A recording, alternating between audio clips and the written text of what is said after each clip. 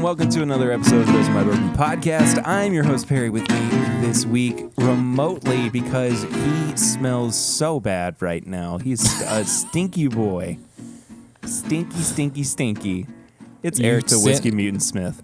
You legitimately sent me home because I smelled so bad. He came over here, and the biggest issue is that he smelled like if you put cheese on a breakfast sandwich that has syrup in it. Oh, wait, no, that's something I like, and that's also something that other people like. Ooh. So let's get into this before we get into the main episode. God. I have been vilified by multiple people. Vilified. V I don't is know what that vampire. means. Well, I have. Okay. You've been vamped? People agree with me. Oh, okay. That's all you have to say. Here's the thing. I said last week, to much chagrin, may I add, from Swan and Eric, that a McGriddle from McDonald's does not need cheese on it, despite the fact that it is offered on the menu and is something that is widely accepted as a common eatery. Is it widely accepted? It is widely accepted. Okay, and I got proof that it may not be. Okay, well, we were talking about this before we started recording, but I have some positive vibes that were sent my way. It sounds like I will admit defeat. I was put in 50 group chats and tagged in 50 things with Perry that said, "Oh my God, I love cheese on pancake sandwiches." Okay, I admit defeat. I didn't think anybody else liked that.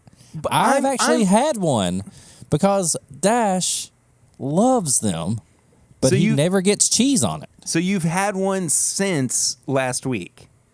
No, I've had one before. What? So you didn't even try one in between last week and now, just to see, like out of curiosity. But I've had one before. It was bad. Dash got it, and they put cheese on it, and me being the cheap-ass dad I am said, I'm not letting this go to waste. And I tried it, and it was not good. That's why I never liked it. Something about that feels wrong. Like it didn't actually congeal with all the other ingredients that actually went into. Maybe it was a bad batch or something. I don't think that you were given the right experience. And I've got some evidence to back this up. We'll get to bourbon stuff here in a moment, especially because we got to talk about Bourbon and Beyond. Next time that, assuming we're recording together next week, we will have them on I don't know if it's on the main episode or the pregame. No, we will do it on the main episode. And we will eat them. And I will full fucking blown review a McGriddle with cheese and without cheese. You're so full of it, man. Just listen. After we talked about this, I've got something on my phone that even McDonald's doesn't put the cheese on. Okay, there. all right. So let's go ahead and let's talk about rub it in my face. Your side. No, I want to talk about your side of it first because there is definitely overwhelming evidence from people who have listened and said Perry is right. So we're going to talk about that in a minute, but I want to hear the comments that you have gotten from other people. They're the same ones. I'm saying like people what do you mean? The ones I said I admit defeat because like I was put in the same like chats and tagged in the same stuff as you. So you've not gotten anybody responding to your side of it. That's why I said you definitely lost. McDonald's put out their little commercial, and there is no cheese on that McGriddle. Well, there's also no egg. There's nothing. They're like, you know what? It's a sausage. Yeah, but there's here's the thing. But there's cheese on that sausage McMuffin. That proof is completely irrelevant because you are ignoring the fact that there is a sausage McGriddle, a bacon McGriddle, and then there is also a sausage, egg, and cheese McGriddle. Look at this. They put a You can't put every item in one picture. They put cheese on the sausage and egg McGriddle. They put cheese on the sausage. The McMuffin. They put just the sausage McMuffin. They put cheese on it, and they didn't put any cheese on the McGriddle sausage. But they know, Perry. They fucked up in the beginning, and they're trying to erase their mistake. Okay, here is the biggest issue right now. You are only talking about a sausage McGriddle. Okay. I am talking about... So the egg makes it better. It is the egg that is the... Listen, when I had that one time, it tasted so bad. It was so bad, and I will never do it again. I don't believe you. I said cheese should never be on a pancake. All right, go ahead. I'm going to admit my defeat. I'm going to take my spankings. I don't know. Now. I feel like I've I don't need to read out any of these comments, but I'm still going to. Nathan Bodeker. Sausage, egg, and cheese McGriddle is the best breakfast, hands down. All right, Nathan, why didn't you tag me in that message, huh? Brad Woods. Well, this was an email because I said last week if you should email us. He could have said Eric on there. He could have CC'd me if he wanted to make it more personable. Coulda, shoulda, woulda. Brad Woods, another email. Just finished the latest episode and I cannot keep quiet. Sausage, egg, and cheese McGriddles are the bomb. Hashtag sorry not sorry. Hashtag Team Perry. Now here is... Sure, he from the land of no taste buds. You're so full of it, dude. You're so full of it. And here is proof that somebody with exceptional taste buds is on my side. This is from our mutual friend and the world's top whiskey taster, Matt Porter. He said cheese on a McGriddle is a no-brainer. Sorry, this next sentence makes me laugh a whole lot. For as much as Eric pretends to like food, he would make a terrible fat guy.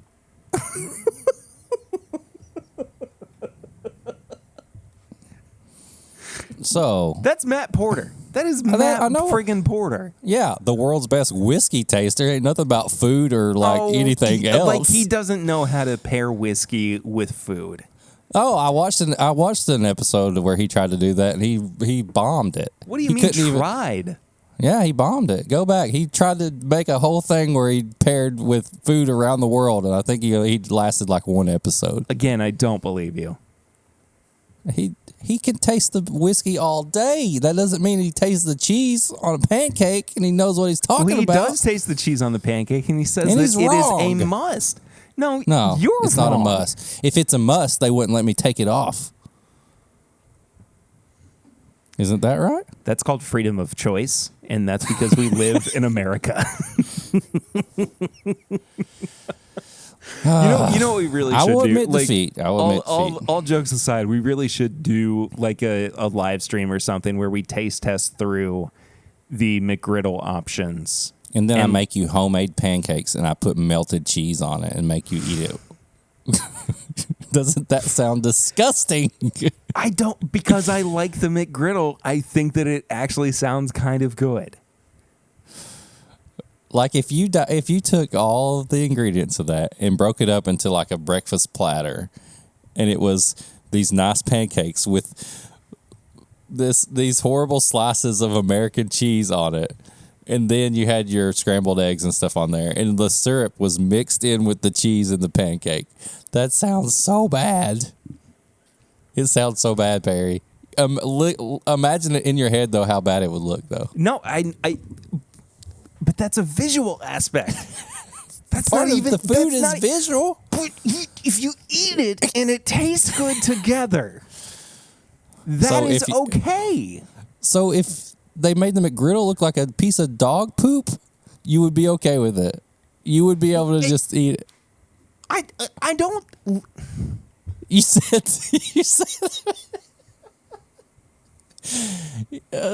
the visual doesn't matter. What if they did though? What if they rolled it up and made it look like a turd and they were like, "Here's your McGriddle." Really, really funny.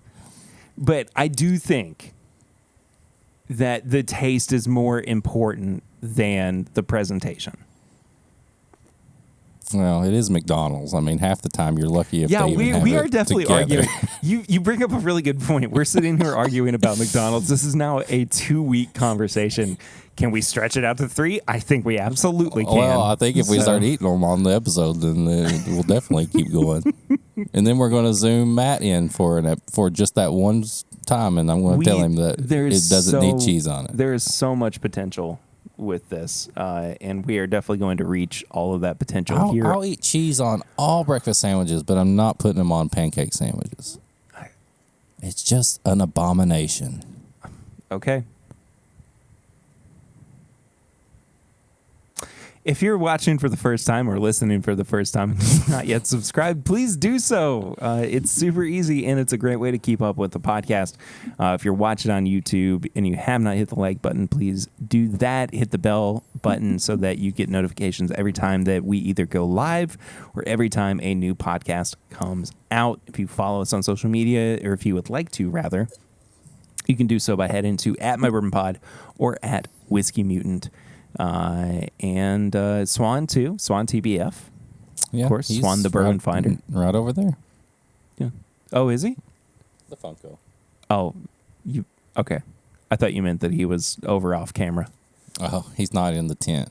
My kid's tent that he claimed to take over and use as a fortress of solitude. That was a weird day. Yeah, it was a weird day when we found that out. Really so many bags.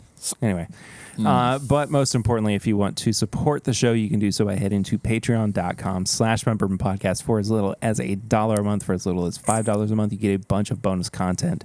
That includes the pregame chats, which we do before every episode. It's a way for us to kind of get warmed up before we get into the main one.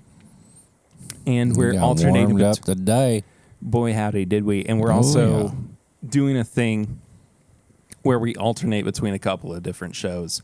Over on Patreon, one is called Pours from the Floor, where we're trying to clear out some of Eric's whiskey collection that his wife is upset has not been finished off yet. And the other one is Sampling Irresistible, where people that I have accumulated samples from have been giving me crap about not having tasted their samples. Perry, drink my sample. So I've got a lot of samples. I just want to put that out there. I'm trying to get through them, but there's a lot. There's a lot.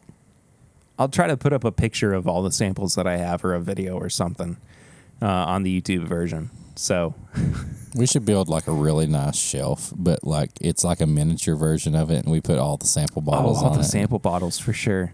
Yeah. That'd be so funny. I'm down. We you know normally how to build a shelf. Do I know how to? Yeah. No, I got a degree in graphic design. Well, I don't either. I can start somebody's heart back, but I can't build a shelf.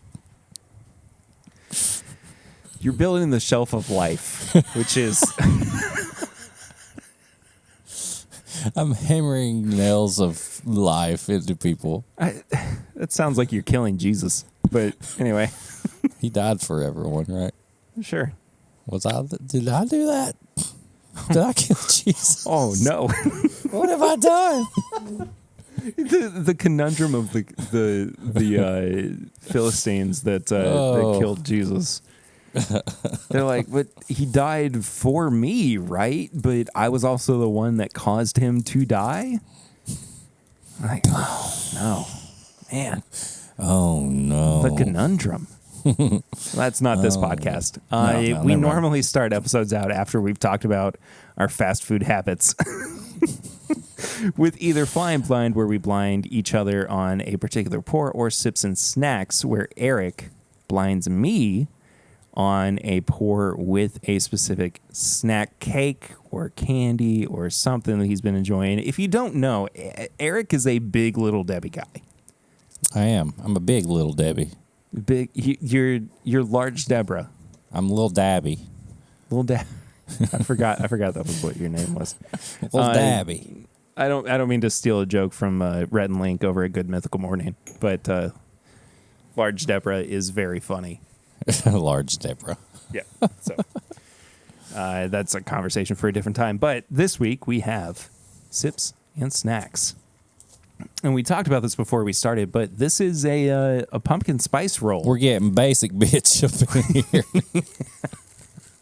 We got some pumpkin spice rolls. I'm actually really excited about this, and it's not just because I haven't eaten a whole lot today. It's also because I am ready for fall. I'm ready for the autumn season. I'm ready for Halloween. I'm ready for turkey. Just the whole thing. Well, I figured we had waited long enough to try to get some pumpkin spice. I mean, by the time this comes out, it's the end, getting toward the end part of September. So we're close to October. So does that mean that we're officially around the time that we talk about, the scariest time of the year? Definitely just woke my whole house up there. That's right, everybody. It is the spooky season, and Eric is about to die. I think I'm good. Oh. This is so good. That's really nice. This is going to make a great pour over. I'm imagining that whatever we get to pour over here, it might go a little bit like darker, kind of brown sugary, but also have a nice fruity note to it as well. Oh. Well, the pour on its own is fantastic. It really is. It's probably my favorite offering from this line. Oh, that's good. That's real good. The pour is not that high proof, so it doesn't take over the cake or the roll, but it brings out a lot of the spice in the pumpkin. But it does add a little bit of almost like a cherry, like almost like it's like a pumpkin cherry roll up thing, like a dark cherry. You keep saying cherry, and it's making me think Buffalo Trace. Well, no, but they're cousins. They're cousins. Oh, Barton? Mm-hmm. What have you done here? I don't know why I laughed so hard at that. Well, yeah, like I was just like, what have you done here? It was almost like I thought I was in trouble for a second, but I also made like a breakthrough in something. What have you done? So I am leaning towards this being the high rye 1792. You'd be fucking right, because it is. Because it is? Oh, okay. Yeah. Great. Aside from the full proof, this is my favorite offering. Mm-hmm. I love this from thing, 1792. And sure. I had almost I have very little out of this because I've saved it, because it's such a great bottle, man.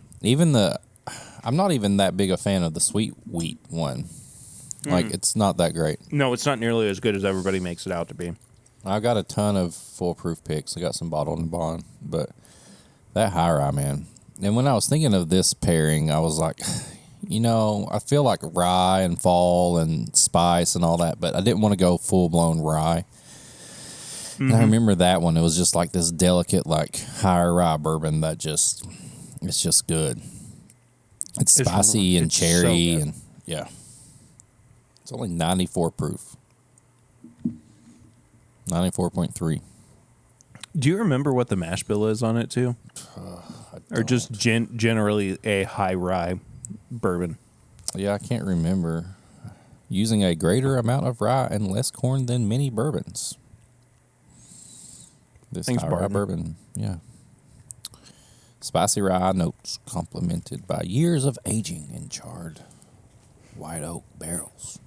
Nothing like the labeling on whiskey bottles. Whose caramelized where they say sugars. They use so many words to say so little. Yeah. Enjoy a perfect marriage of sweet vanilla, caramel, whatever you want to say, butterscotch, and rye in 1792 high rye bourbon. Yeah, that's good. Not bad. at all. That was a really good pairing, man. Yeah, it's really good. So, before we get too much further, I want to talk about a couple of things for this episode and kind of for the next few or couple of weeks, at the very least. So first and foremost, this is our return to Bourbon Beyond, or mine, if we want to get super technical about it. And so the majority of this episode is going to be interviews that I conducted throughout the weekend. Eric and I are actually recording this in the middle of Bourbon and Beyond weekend. So there could be some slight changes to the lineup of how everything's going to function. But for the most part, the plan is to have the interviews that happened here. I didn't do video with the interviews, so it's just going to be audio if you're watching the YouTube version of the show. But also, go watch the YouTube version. We're doing some fun things over there. It'd just be me like this.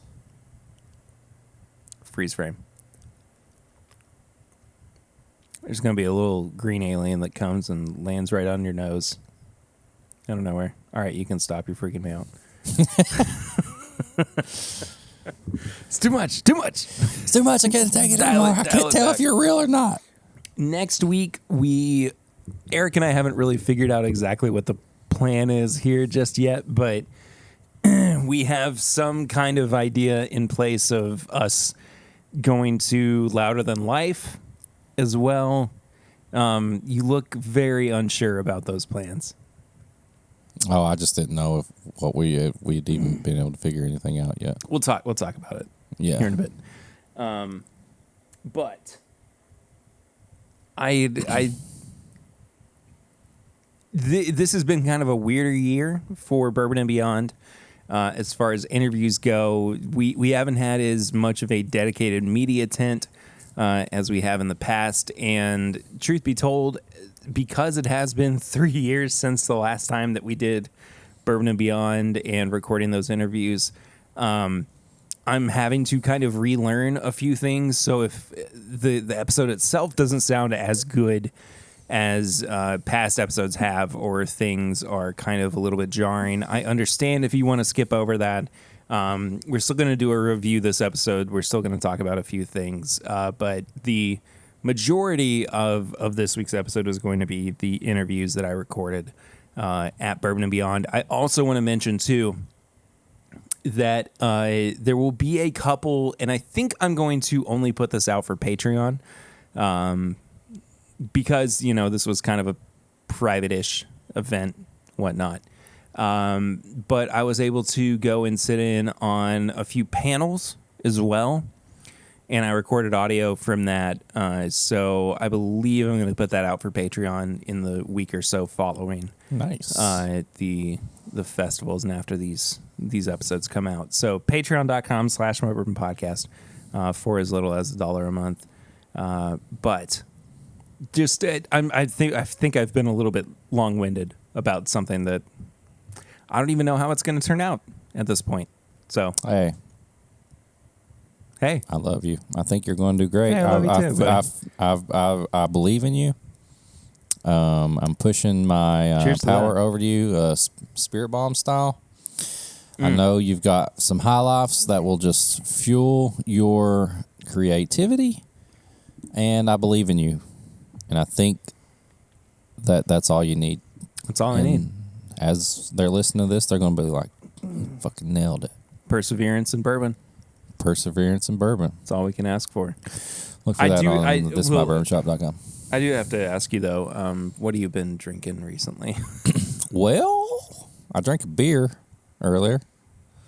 I only drank one. I didn't drink another beer. I didn't drink another beer. I didn't drink another beer. I didn't drink another beer. I didn't drink another beer. I did not drink a Bloody Mary.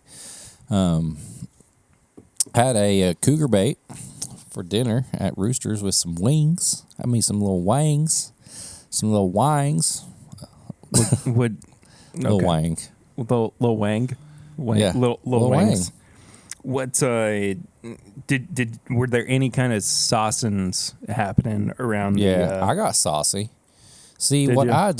I do. So, pulling back the curtains for people who listening who may not know, I got a little tummy problem. I got the Crohn's disease going on.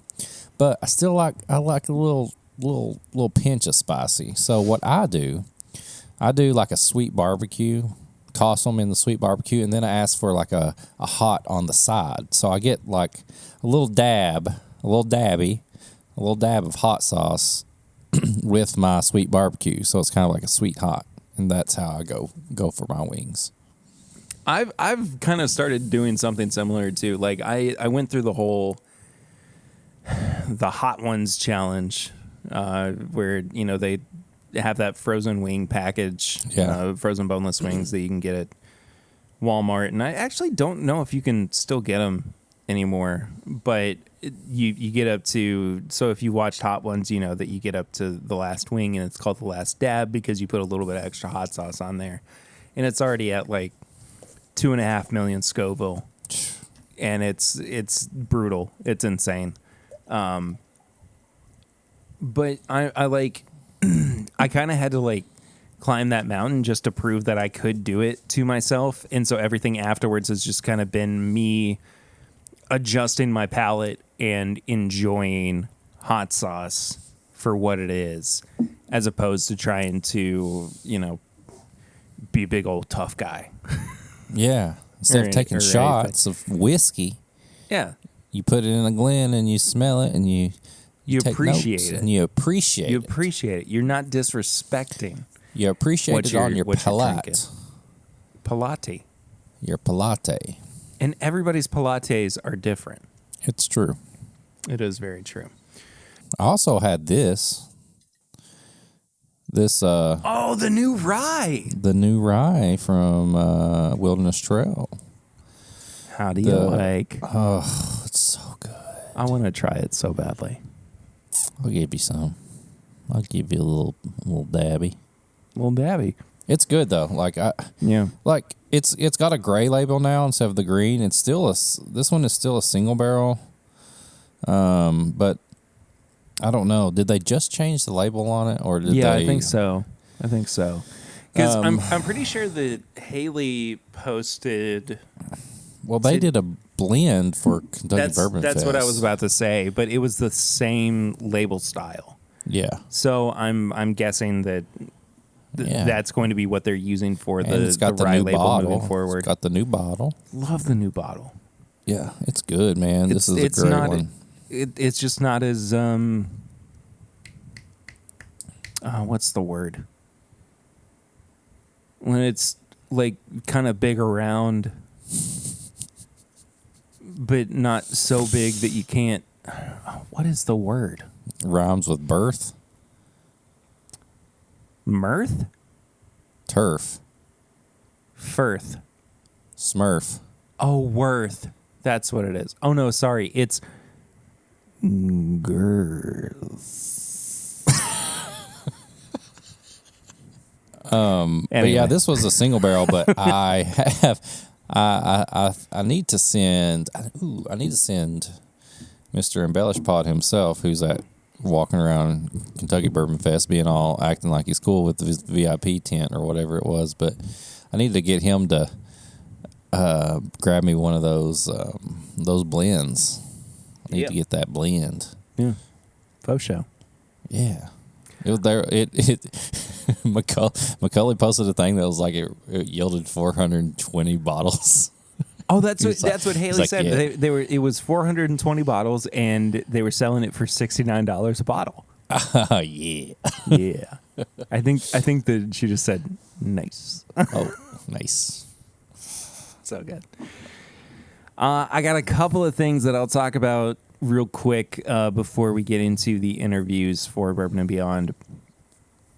One is a Knob Creek single barrel that was picked by our buddy Adam Terry down with the Nashville Bourbon Society. Got that up my way a little bit earlier this week. It is spectacular. He drinks bourbon. He does. He does? Yeah. Oh, I didn't know. Yeah. It's actually over 10 years old, too. Oh. So it's been extra special, I would say. And I guess kind of hanging on the Jim Beam train. All of my what I've been drinking recently are all Jim Beam related.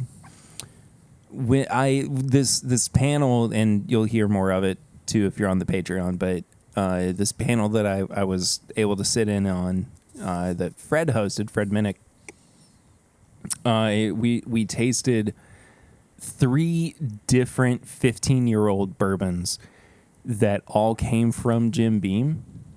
2 of them were sourced for other companies.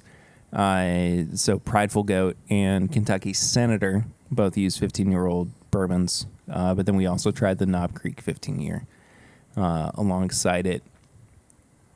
And I was really impressed, and we went up in proof. It was 100 for the Knob Creek, 107 for the Senator, and 114 for the Prideful Goat. And that Senator was right on the money. I mean, that was exactly what I was hoping to... all Beam products, huh? All Beam products. Nice. Whether it was for themselves or sourced. So... Speaking of Mr. Minnick, can I steal a little segment of a show that I watch on YouTube, a sneaker show where we rate somebody's outfit, and we drip it, we flip it, or we skip it. Can we pull up Fred's post that he posted on Instagram, what he was wearing at Bourbon Beyond? Yeah. Let's go ahead and do that, I guess. So if you're watching on the YouTube version, you're seeing the I mean, here's the thing. I see this, and my immediate reaction is drip. You think drip? I'm thinking drip. I'm gonna flip this one. I think there's enough there that you say that these perfectly round sunglasses with that little handkerchief on his neck there, his little ascot.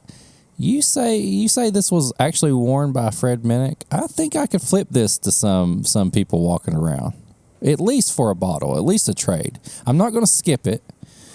I think it's a great ensemble, but there's something about that ascot and those sunglasses that just makes me want to flip it. I think I could flip it. No, man, it works for me. It works for me. It absolutely drips for me. So, what I'm kind of focusing on mostly is the color structure that he's got going on. So, you've got your primary kind of more pronounced color, and I mean literally a primary color with his blue suit. And you're kind of working your way around the color wheel in some ways. Does got a little button thing there on his collar. I gotta say though, the only thing that would move me to a drip is the fact that he is fucking owning it. Look at this face. Look at that smolder he's got going on right there. I think that's what sells it. I think that is the final cherry on top that sells the drip. I'm definitely trashing the shoes, though. Those little slippers gotta go. They look better in person. I don't know. They do. Okay. I saw he was wearing them yesterday too. I'm still flipping this outfit. I'm flipping it. I'm flipping that ascot. I'm flipping those sunglasses, and I'm probably going to get at least an Old Weller antique out of them. Man, I think that the sunglasses work so well with the ascot though. And again, it's kind of like this color theory thing. I don't know. That it's the one thing that is kind of providing enough contrast within the drip itself to make things kind of work so well together. I think those 2 items, the ascot and the sunglasses, that is what makes this work.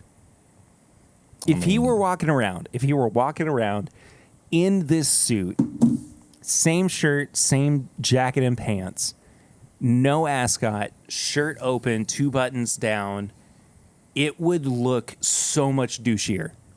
I think that, honestly, the ascot is actually what helps tie everything about this together.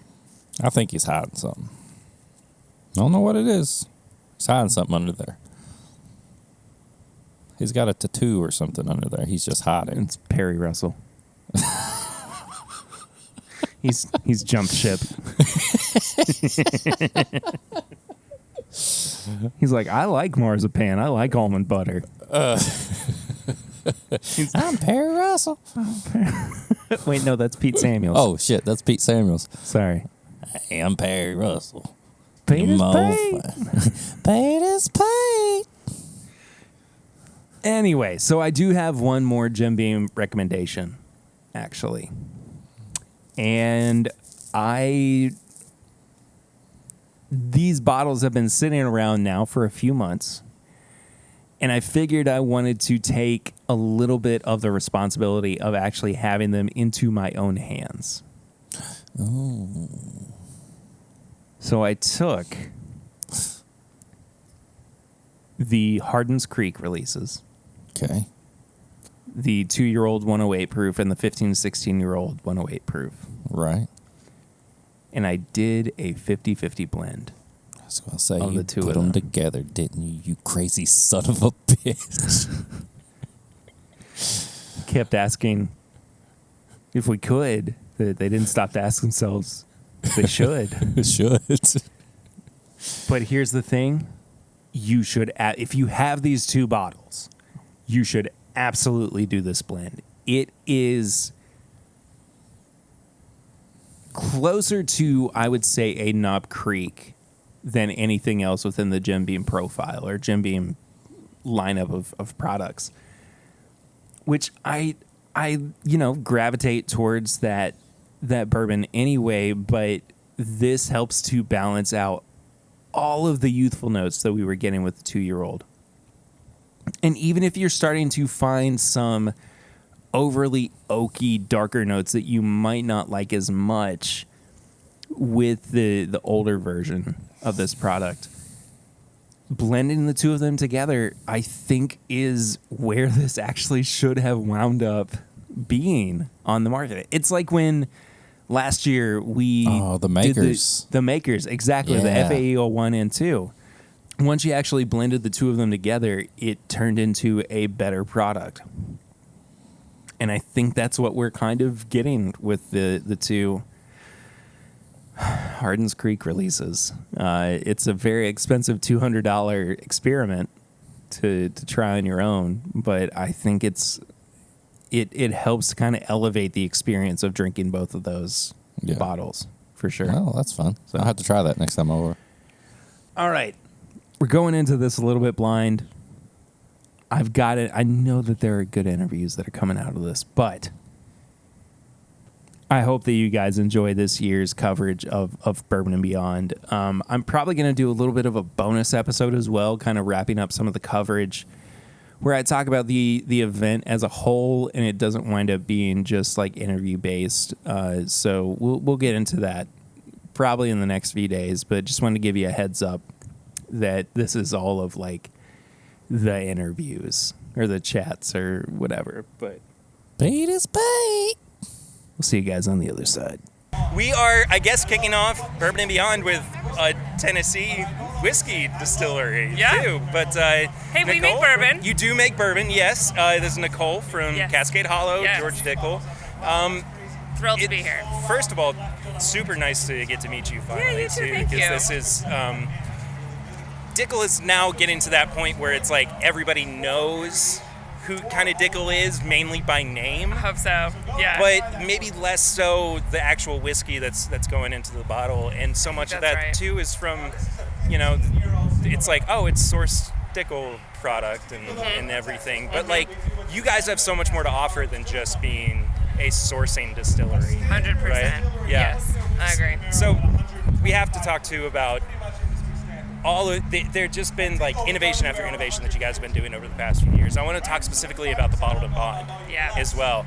I'm so proud of that. What was the kind of inspiration behind that? What kind of got things rolling with the Bottled and Bond? So the Bottled and Bond was my first innovation release actually in this role, and really being perfectly candid, I was trying to change people's minds. When I took this role, I think just like you said, a lot of people had some really strong negative connotations about Dickel. Yeah. I don't know if you have heard that people can be mean on the internet sometimes. I don't know if that's ever I've experienced something it once you've or encountered. twice. Yeah, it's I'm quite familiar. Yeah. So I realized just what a big lift we had to show people what amazing whiskey we had. We had to counter that negative perception and show them. So Bottled and Bond, if I blend that whiskey and it goes out and wins awards, people would be forced to acknowledge that Cascade Hollow makes beautiful whiskeys, right? So that's what I set out to do. I never in a million years imagined that first one would win Whiskey of the Year. That was And that was my next question. That was out of the park. I never ever would have envisioned that happening. We didn't even get a table at Whiskey Fest that year because I didn't think that. They had to call us and be like, hey, maybe you want to come? And then that changed everything, right? And then, of course, the second one, a little nerve-wracking to now your first one won Whiskey of the Year. What are you going to do with the sequel? Yeah. I spent weeks working on that blend because I was so paranoid about it. Now I feel like, I understand our whiskeys better. I understand, Bottled and Bond has kind of got this very coherent kind of fruit and nut, core identity that I'm able to blend around. So it's a little less nerve-wracking now, but it's a whiskey that changed everything for George Dickel, so I love it. You touched on something that I think is really something that we kind of ignore a lot with distillers and with brand rep, that you're still learning the whiskey 100%. too. I had just started. Well, a good point for sure. Yeah. But I think that's something too that people don't always consider because it's ever changing. I mean, one barrel's not going to be the same as the next, and so on and so on. But whiskey's a long term. It's a 10-year project. Yeah, absolutely. It's the idea. I think that we ever really learn it, ever really know it. It's a bit of a fantasy. Yeah, for sure. So we got the Bottled and Bond. Yes. You guys have done this Leopold Brothers I'm so collaboration too. Yes. Yeah, it's really freaking good. Thank you. I'm so proud of it. I absolutely enjoyed that. How did that kind of come about? Were you all the ones that approached them, or vice versa? So Todd actually came to me. We've been friends for a long time, and I've been following his work on resurrecting the 3-chamber for more than a decade now, and ultimately he learned later that actually the way that the 3-chamber rye was most commonly sold was blended with the column distilled whiskey. So we've been friends. He called me asking if I could help him find some column distilled rye whiskey, to source so that he could properly resurrect the style, which was of course his ultimate ambition. And unknown to him, I had been distilling rye whiskey for 4 years at Cascade Hollow, and it just felt really serendipitous. It's like, let me call you back. Called my boss, like, hey, I want to do this. He signed off. I called him the next day and I was like, how about we do this together, Todd? So it was really serendipitous, and but I couldn't miss the opportunity. I love him as a producer. I respect him so much. I think he's incredible. And how often in your life do you get a chance to resurrect a lost style of American whiskey? So very rarely. no, I was thrilled to do it. Yeah. Thrilled. Had something, I lost it for a second. Sorry. That's how it goes sometimes when you're just standing what editing out in the field. is for. Exactly. I know what it was. Were you always kind of looking at, and you've been with the brand for 4 years. 4 years now. Yeah. So that shift where you are doing the actual distillation of the rye whiskey, was that something that was always kind of in the cards before you got there, or were you kind of like helping to pioneer moving forward with distilling? Because you were sourcing from MGP for a while, so and right? the core Dickel rye is Indiana rye, right? And I have no intention to change that, and that whiskey is beautiful the way it is, right? But always, certainly before me, they had done some different experimental distillations at Cascade Hollow, tried things at different times. Sure. But, I came in and I think really saw an opportunity for us to make rye. I was always interested in rye. So started making it without a particular product in mind, just let's see what we can do here. And it was just coming 4 years, so I was just starting to think about, what do I want to do with this whiskey? And when he called me. Yeah, that's fantastic. It's thrilling. Initially, we had thought maybe, blend, like, there were a lot of opportunities, but I can't imagine a better use than this one, and I certainly couldn't have that. Yeah. So is rye the future of Dickel, or where do you guys kind of see? What do you want to do with future products? Listen, I think this is one of the most exciting distilleries in America right now. I mean, I think I'm not going to limit myself to one category or one item. I'm interested. I love whiskey. I love all whiskey. I'm interested in really exploring the breadth and depth of what we're capable of. If I can get more of those 15, 16-year, 17-year picks, I'll be happy. I mean, unfortunately, I can't go back in time. That is true. And make more of those. That's always the rub in whiskey distilling. But we do have some. As always, we've got a little hoard, a little stash. Nicole, thank you so much. It was such a pleasure. It was such a pleasure. Thank you so much. Of course. All right, we're going to see how this goes because we got an airplane flying overhead of us, and we got Jimmy Vaughn playing in the background. But I'm super happy to be welcoming the Brewer Brothers. Yeah, that's right. Right. Guys, it's so good to have you all on the podcast too.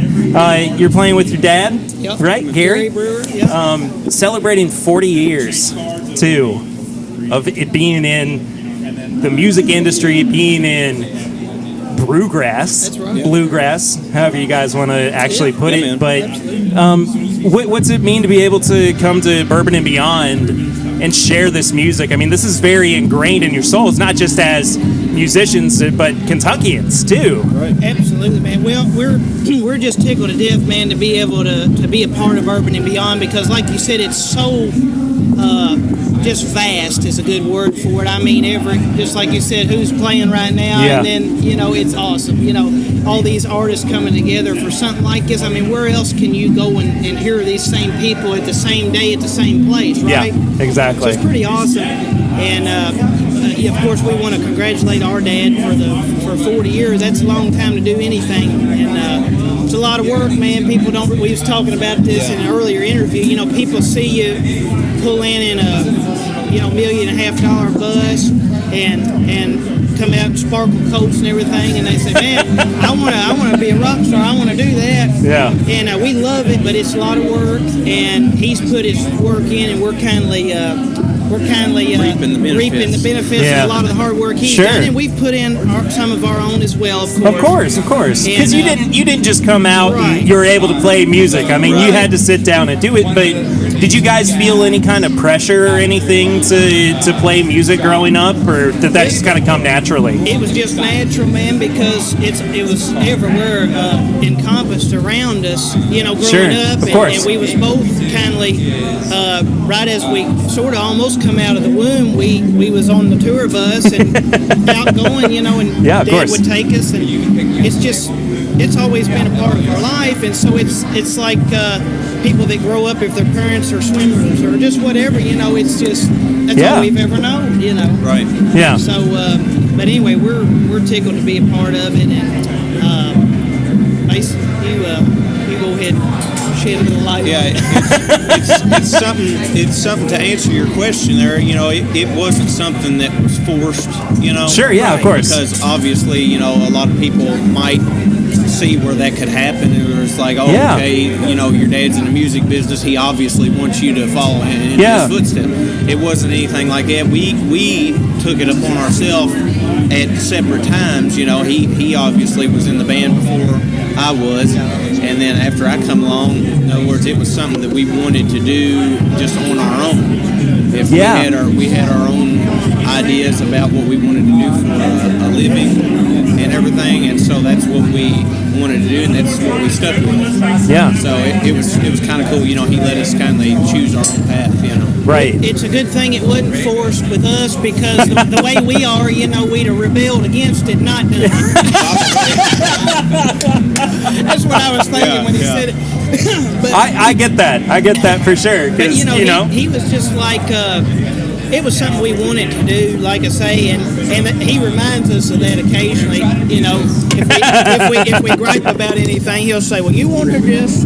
Yeah. But it is true. But there's a producer of ours that says this all the time, and I really, honestly, I never thought of it like this, but because, like I said, it's always been just what we've always been used to. Of course. He said, he put his arm around me and Mason. He said, this is not normal life. He said, people don't normally get to do this when they go to their 9 to 5. He said, this is not, in other words, this is extraordinary to be able to live a life and do this actually for a living. That's all we've ever done. Our whole life, we've never worked.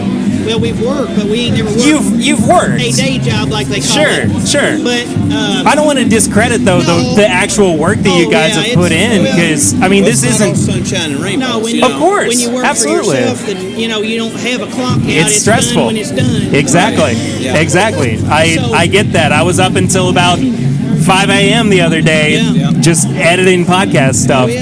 But it's a passion. See, absolutely. In the same way with the podcast, it's like I said earlier, I said it's all good and it's made us a living, and we've been fortunate that way. We're all thankfully, we're not in mansions, but we're all in 3,000 or 4,000 square foot houses, and we're all paid off. We don't owe anybody for our house. We don't owe anybody for none of our vehicles. We've all got newer vehicles. We own our own tour bus. So in other words, we really ain't asking nobody for nothing. We're just doing it, and if we do 100 dates a year or 50, we're content, and that's a good place to be. But in your mind, we're all competitive, so there's always that. Oh yeah, if we did 50 this year, we want to do double that next year. You always want more. I think that's everything in life. It's like if you ever ask somebody, hey, can you have too much of this or that? It's hard to. You say no, you can have too much of anything. Of course. But if you have, we ain't never had it yet. But the point is, man, I think it's just a wonderful. It's a blessing. It's a blessing that we've been able to do this, and that we've been able to share it with each other. You know what I'm saying? And our grandfather, we lost him in 2020. My dad's dad. Oh, I'm sorry to hear that. He always performed with us. Yeah. And he was for Dad's entire 40-year career. He was the bus driver. He done all the driving. So of course we miss him and from that aspect, and we miss him from everything else too, because he was a jokester. He always would have us at 3, 4, 5 in the morning. Yeah. If you get up, we get kind of goofy when when it gets late. Wonky. Yeah, and you've expended yourself. I'm sure a couple drinks might be in there too, and People, when we get up, past about 3 a.m., we can stay up for probably 3 days. A lot of these other, and have on multiple occasions. A lot of these guys, they all are bragging and say, oh yeah, I'm a road guy, I'm a road hard guy. Right. You get on there, and I mean, within about 2 days with us, they can't even tell you their name. We took this guy. We tried out this new roadie, and at the end of the first day, we was driving through the night to the next gig. He couldn't even sit in the seat. He kept sliding out of the seat. And the funny thing is, Mason, because we could stay up so late, he said, and I didn't know this till after the fact, that the boy spent the night with him the night before, because we all are based out of down there, basically E-Town area. And so we've got a big warehouse and stuff, and it's right there, we call it our compound, right by all of our houses. Dad owns about 400 acres out there, so we're all on ups and ends. And so he stayed with Mason, and instead of them going to sleep that night, because we were going on about a 4-day run, instead of them going to sleep that night, they laid down there, and then Mason got up, turned every light in the house on, and said, hey, have you seen my AR-15s? And so then he immediately goes into taking that gun apart, showing him all this gun collection and every other thing he could think of. How'd that go over? It was great. He didn't let him go to bed till 6 a.m. and we left at 7. So he wasn't thinking about he was excited. Period. So he wasn't thinking about the time. And I was like, all right, we should probably go to sleep. Yeah. And then of course we're leaving at like 8 o'clock, and it was about 7, getting close to 7 a.m. Right. And I said, all right, we should go to sleep. And I slept an hour, woke up, set the alarm, and I got over there and woke up, and he was, and I jarred his trotters loose. I said, wake up! It's time to get in the shower. We gotta go. Part of me is like, what does that do for your creative process too? Because I mean, you guys are, you're writing with your dad too. I mean, he's not writing everything. Yeah. And so We take a little hit of life every now and then. That's why I say we're just natural high on life, so to speak. And you know what? People don't understand that, but when you perform anywhere, I don't care if it's to 2 people or 2 million. It's a rush. It's like I told somebody. It's hard to go to sleep after. It's like I know where people can understand it. Yeah. Just general people. It's like riding the biggest roller coaster you've ever rode. Right, that feeling you get when you're going down this biggest hill on this roller coaster. But like amplify that by like 10. Yeah. People don't understand that, and but that's the way it is. And so that's what we always say. We do it all over again for free. I mean, because if you really think about, and that goes back to circling back what we started out on with that. Hey, this ain't normal life. Yeah. So you know, if something happened to us tomorrow, we've been blessed. You know what I mean? So that's a cool way to think, and we try to do that every day. Like, just put it all in, do the best show we can, do the best we can, because you never know, man. God, I really hope this isn't your last interview, though. I hope not. But you never know, man. Nowadays, and a lot of things happen. Of course. People don't understand on the road traveling. We've seen so many things through the years traveling, and we've been just lucky, you know. Yeah. Well, if this did wind up being your last interview, what do you want to put out into the world? What do you just want to, some piece of wisdom, some piece of knowledge for people? Because I mean, you can write all the songs that you want, and you can sing all the songs that you want, but not everybody hears those in the way that you intend them. Right. So what's your message for people? And then I'm going to exit on out here and leave basically to finish up. And I know we've been having a good time of cutting up, but like you said, that's a good wholesome thought. And I would just tell everybody, man, in other words, we love each other and we love our family. And in other words, family is the most important thing. Exactly. And you know, sometimes you love them, sometimes you hate them. You know. But people don't understand it unless they're traveling together every day. But it's all good at the end of the day. In other words, the good outweighs the bad, and we love our music progress. And I feel like together we've created, and we've went from his career and we breathed new life into it. And together as a family, we've created something that I think will last. Yeah. You know what I mean? Yeah. It'll be relevant 20 years from now, I feel like, and people will rediscover it then. And so that's my any thought. Love you guys. And I'm gonna Wayne, it was so good to meet you, man. Absolutely. We need to have some drinks later together too. Thank you guys so much for everything. Wayne, thank you, buddy. Well, to answer your question on my end of it, he walks away and you're like, I hate that guy. Can't stand him. That was all a bunch of right. No, on my end of it, kind of to touch on the same thing that he said, but also I feel like that it's important that people discover in the music business, especially like younger people who are just getting into it, no matter what the genre is, it's important that they discover their originality. You know what I mean? Yeah, absolutely. Their own voice. That's something that is not... It's kind of a big hole almost that nowadays you don't hear a lot of people doing new original things. Absolutely. No matter what genre, it's not genre specific. And it's important to do that because that's how music goes on. You know, people, even though that they're great and we all love their music, all of the greats, you can't be that person again because there's already been one of them. Yeah. So I feel like that's an important thing, and that's what we've tried to do. Even when you play, there's nothing wrong with tipping your hat to somebody and playing somebody else's songs, but put your own twist on it, you know? Yeah. The irony is not lost on me that Jimmy Vaughn, who is just a child of, you know, a student of the blues, is playing just as you're saying that. And I mean, it just... I think that's something. I completely agree with you. You know, people need to actually step in and like understand how they fit into their own look at all music. The greats. That's where they came from. They listened to Muddy Waters and all those guys, and that's how that they became who they were and found their path, so to speak. Yeah. So I mean, everybody's got a place in the music industry. You just gotta take the time and kind of discover where that is. For sure. Mason, I appreciate you too, man. Thank you so much for sitting down with me for a little bit. And people go check out, where can they listen to y'all's music too?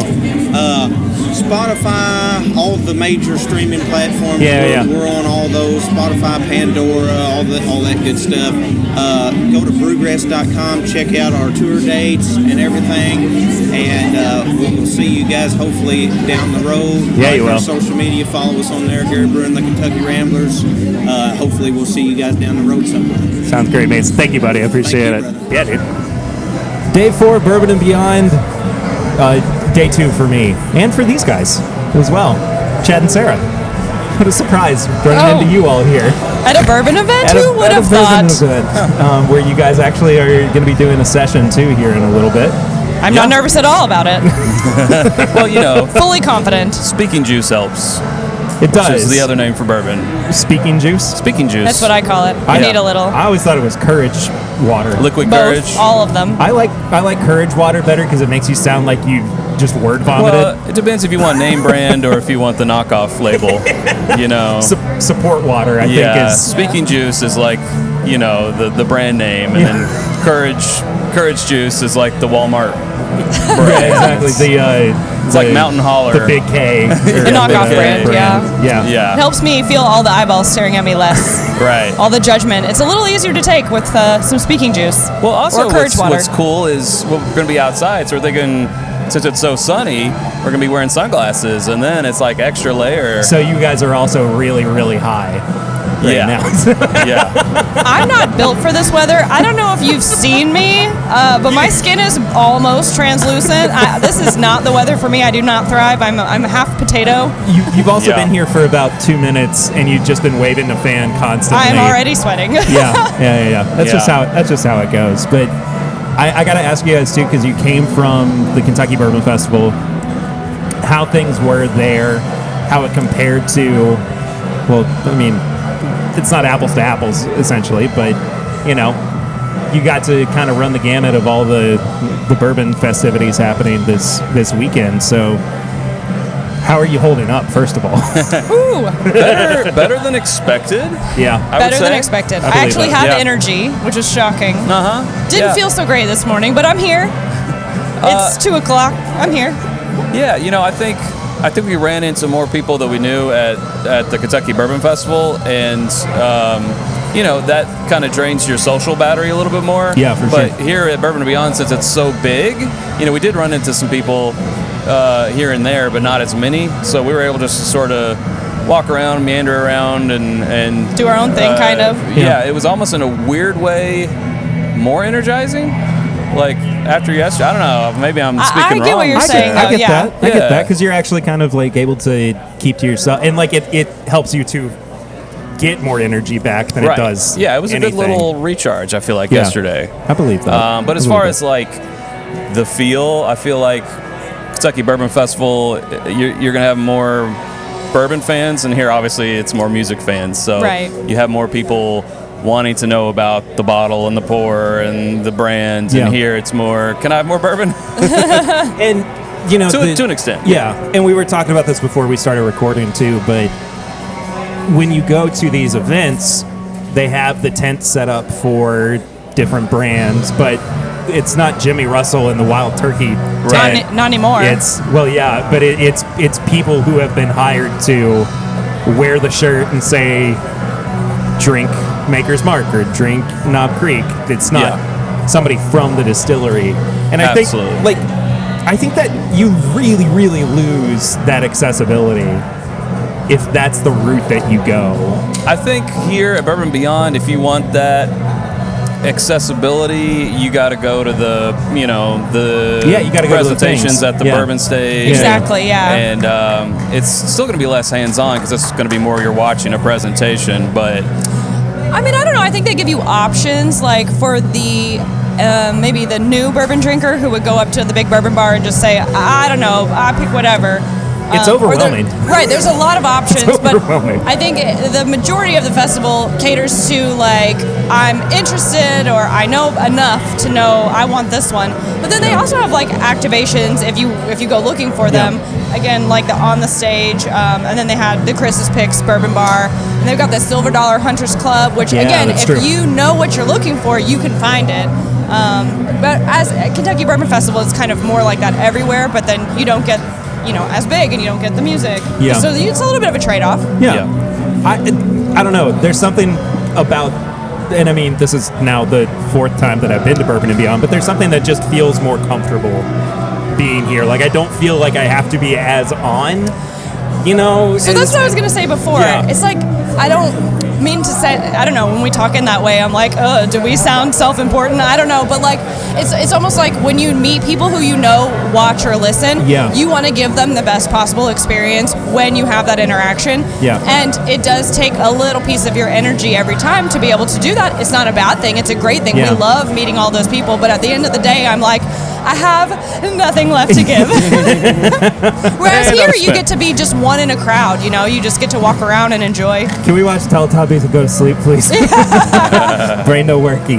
No, I get that too. This is, kind of a deeper conversation than I was initially intending. But we're deep people, Perry. What are your top 3 worst fears? I'm just kidding. Having my nails ripped off. Ew. Okay. Having all my teeth pulled out of my head. All right. Oh, I have that dream a lot. I have it. It's a weird thing. It like even like teeth breaking. I hate it. I hate that thought. But teeth crumbling is a recurring dream of mine. So probably we could add getting a curb stomp to your list. Yes. Chad, wow, this got real intense. I think that kind of goes hand in hand with losing teeth. He doesn't want to lose any teeth. His adult teeth. And then I guess losing my wife and child. Okay. Honestly, it's getting real here. This is my Bourbon Podcast. Maybe I should have said just irrational fears. No, I would say 2 out of 3 of those. 2 out of 3 of those are semi-irrational. Yeah. So this I'll leave it up to you to guess. So anyways, we're having a great day. So like the thing about it though too is like you meet these people who consume your content, and like you also have to like not be too drunk. Too drunk, yeah. It's definitely a fine balance where like I want to have enough. Yeah. As we talked about earlier, speaking juice, liquid courage. Social interaction juice. Yeah, some social interaction juice to, keep me energized and going throughout the day, but then you don't want to go over that tipping point, that bell curve on the other side of it, and then you're like, did I meet you? What did we talk about? And this is why I have such a hard time remembering names, faces, and places at festivals. His name's Perry. I know. I've been thinking this whole time, like, I think it starts with a P. How do I know this guy? I've met him before. Has he been to my house? People will say, oh, we met him. Oh, man, I called him Peter. That's not the first or last time that will happen to me. Not the first or last time that will happen to me. Or I guess Jerry would have been. Jerry. I have been called Jerry, Barry, Larry, Gary, Larry, Harry. I like Jerry. Airy. I'll tell you a funny story about Jerry off stage. Now I'm just going through the alphabet. Fairy. I already did Jerry. Harry. You're right. All right, cut him off. Mary. He's done. Harry. Query. Zary. Yeah. Chad, it's only 2. Well, now it's 3. But anyway, I don't even really know what we're talking about at this point. But I'm really excited to see you guys do this in person. Because, like, I don't think I've ever been present for you all doing a flight fight.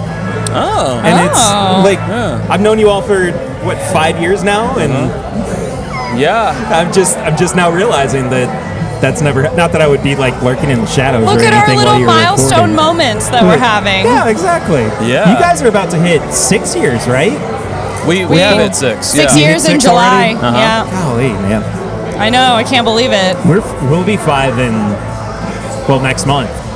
Wow. Yeah, which is crazy because I always think like we've been doing the channel for about 3 years before we met Perry, but that's not true. That's not the case at all. And I mean, I didn't start the podcast too long after I met you all either. Yeah. So it was just kind of a very quick progression. But again, 2020 absolutely destroyed my sense of time. Right. So Yeah. And time flies when you're drinking bourbon. It was a leap year. We just leaped the year. That's a good joke. Are you going to throw that in your type 5? I'm here all week. He's been working on his jokes as we've been sitting at this table. I'm like, wow. You're going to throw that in your I have to laugh type and 5 pretend too. like it's the first time I've heard them. I haven't said that before. I don't think. Well, we'll figure it out together. But anyway, I always feel like, too, these festivals are not complete without me seeing you guys and sitting down and getting to chat for a little while at this point. But I don't think I have to say this to anybody listening to this show, but if you haven't watched It's Bourbon Night yet, watch It's Bourbon Night, because please, still the best, we invite still you the best to, in the biz. For your consideration. Yeah. We're just happy to be here. Yeah. It's just an honor to be nominated. I'm just here so I don't get fined. Yeah. Guys, thank you so much for our pleasure. Thank you, Pear Bear. I didn't even talk about this Makers. It's really good. Oh, did you get me Makers? I did. It doesn't taste like That's Makers. That's what I asked for. I saw them pour Makers. It tastes oakier than I'm doing something unusual and drinking bourbon on the rocks. I was surprised. I thought you had wine. It's too hot. You thought you had wine? Wine? It's also not wine weather. Oh, I see. It does kind of look like a white Chardonnay wine or something. Yeah. Sure. That's what I saw from a distance. Sure. No. Presumptuous little number. It's too hot. You know what they say about Perry assuming things? He does it a lot and he's always wrong. I think that's how that goes, yeah. Yeah, pretty much. All right. We'll get you guys out of here. Bye. Bye. See, what they don't tell you is that if you use 2 microphones, you wind up being twice as good at podcasting. So, not like that, though. That's the... If I had to give you any notes, that's the absolute wrong way to use a microphone. Don't do it that way. To record a podcast. Let's stop it immediately. God, I came on really strong after a really nice conversation that we had before I hit the record button. No, that was exactly the vibe. We're all just a little tired, a little out of it. My voice is like crumbling. I can hear it for sure, but you. So I guess I should say, I'm sitting down with Bella White, too, Canadian country music superstar. Oh wow, I'll take it. I won't argue with you. That's me. I'm really, really excited to get down and get to sit down and talk with you. Thank you. About your music. Absolutely, and thank you for taking your time to chat. You're currently writing your second album, right? Just finished recording it. Finished recording it. Yeah. Nice. Yeah, we're ahead of schedule. Unlike Boy and Bear, who were supposed to be here this weekend, and really? they backed out because they were recording right now. Oh, duty calls, I guess. I mean, I would have taken a little bit of time to get away and perform personally. Do the thing. But do the thing that you're supposed to be doing anyway. Yeah. Especially after the past few years of not getting to do that thing. Yeah, I feel you. That's beside the point, but how are you feeling about coming back into the studio on your second go-around?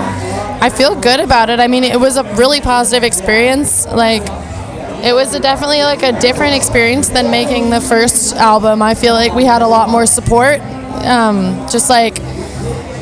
with having the label there and having just more connections and just a beautiful studio to record. I mean, we recorded the first album in a beautiful studio too, but this was just a different experience. Yeah. Very, very different experience, and it was awesome. I feel really great about it. There's a guy that I used to follow quite a bit. Sorry, also if it seems like I'm really quiet, because I can hear myself in the headphones, and I'm like, I think I'm being too loud. No, you're not. But there's a guy I follow who said that recording an album is like trying to get back to Narnia through the same door Get twice. back to Narnia. Oh. Through the same door twice. Kind of. It was like you can never find the exact same way to get and to it's like a fool's errand to try. It's just not. Yeah. I don't.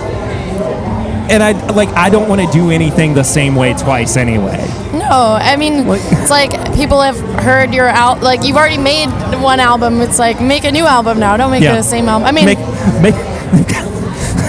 that sounds so aggressive. It's make a different album. They got a knife to your throat. Yeah. They're like, make an album. You're like, I don't want to right now. You're like, I'm tired. I'm in the bath. Yeah, I'm relaxing. Goodbye. How did you kind of know when you were ready to get back into the studio? Was it an amount of songs? Was it the quality of the songs? Was it just like it was a culmination of all sorts of different things? Like definitely those factors felt like good. I was like, okay, I've been writing this year, like over the past 2 years, like, you know, gathering my little ducks or eggs or whatever to put in my basket. Anyway, your duck eggs. My duck eggs, exactly. It's a bigger egg. And then also just like feeling like ready to kind of like show forth what I've been working on and how it's evolving. And it definitely feels like after, you know, having this album Just Like Leaving have been out for 2 years, like it felt like I was ready to bring some new energy and some new sounds into the world. And I know that this is a common question, but what did these past couple insane years do for you musically?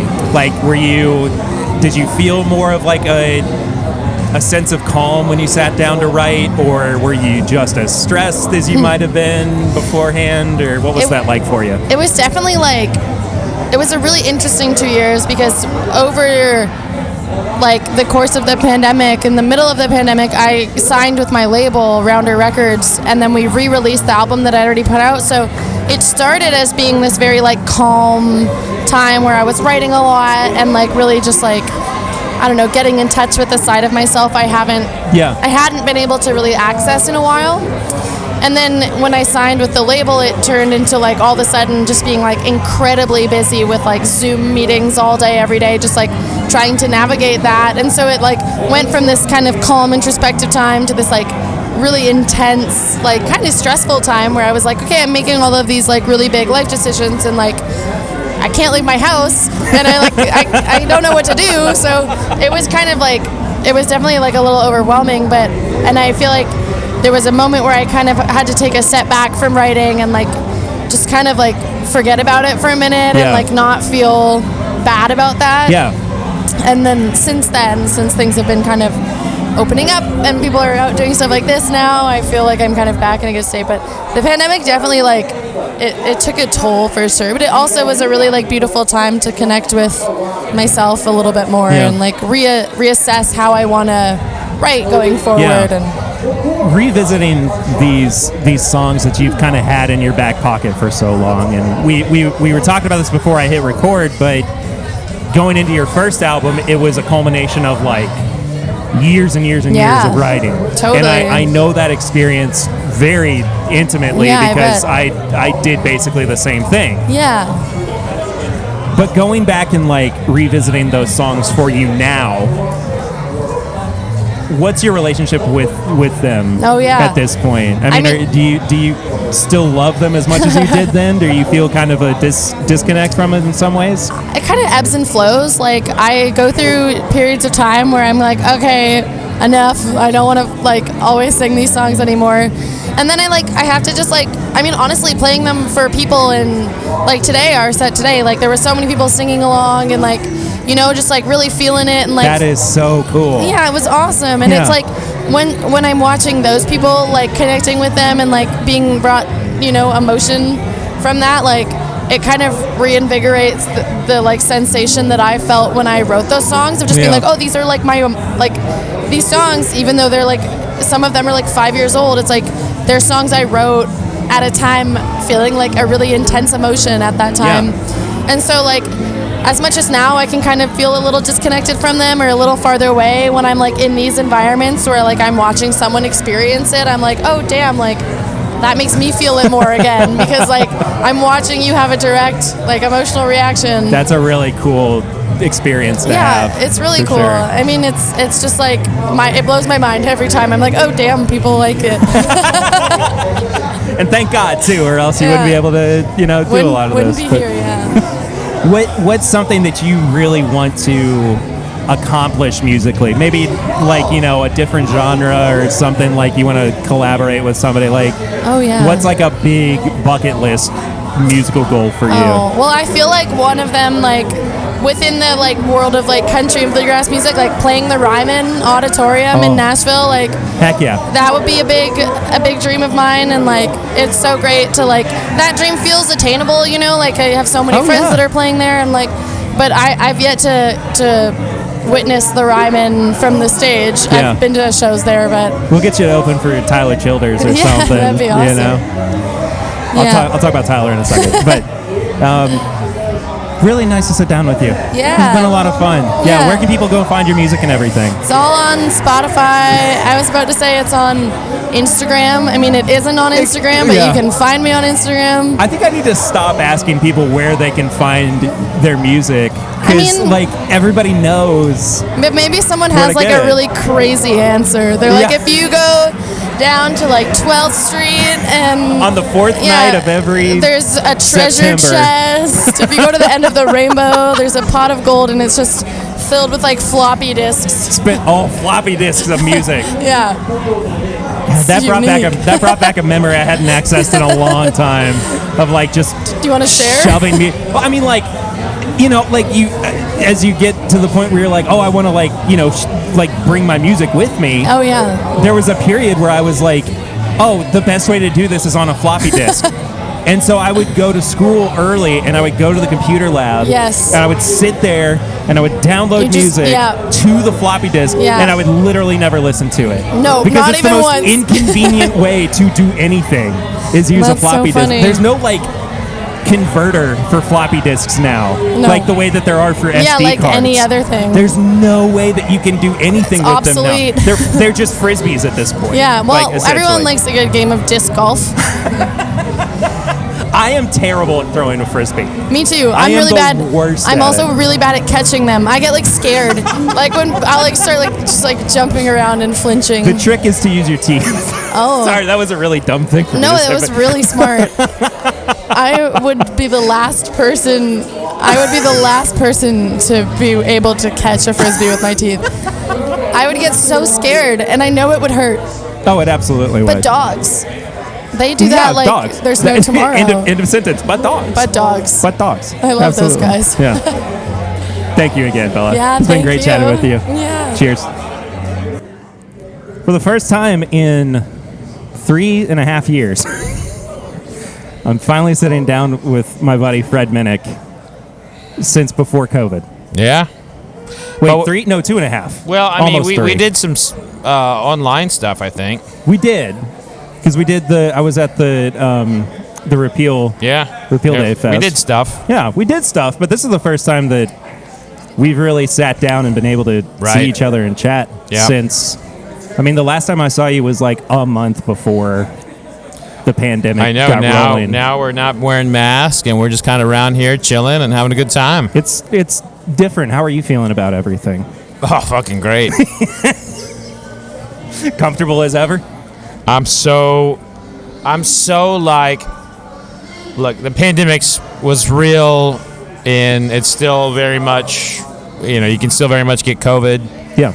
But when Omicron started, like, everybody's getting Omicron, and it was like everything was changing, like in the event space. People were trying to like do measures again. I'm like, I don't think people will accept another lockdown. You know, we've all been vaccinated, masked, and everything, but I don't think we can. I think there's more damage to be cooped up as a society. Yeah.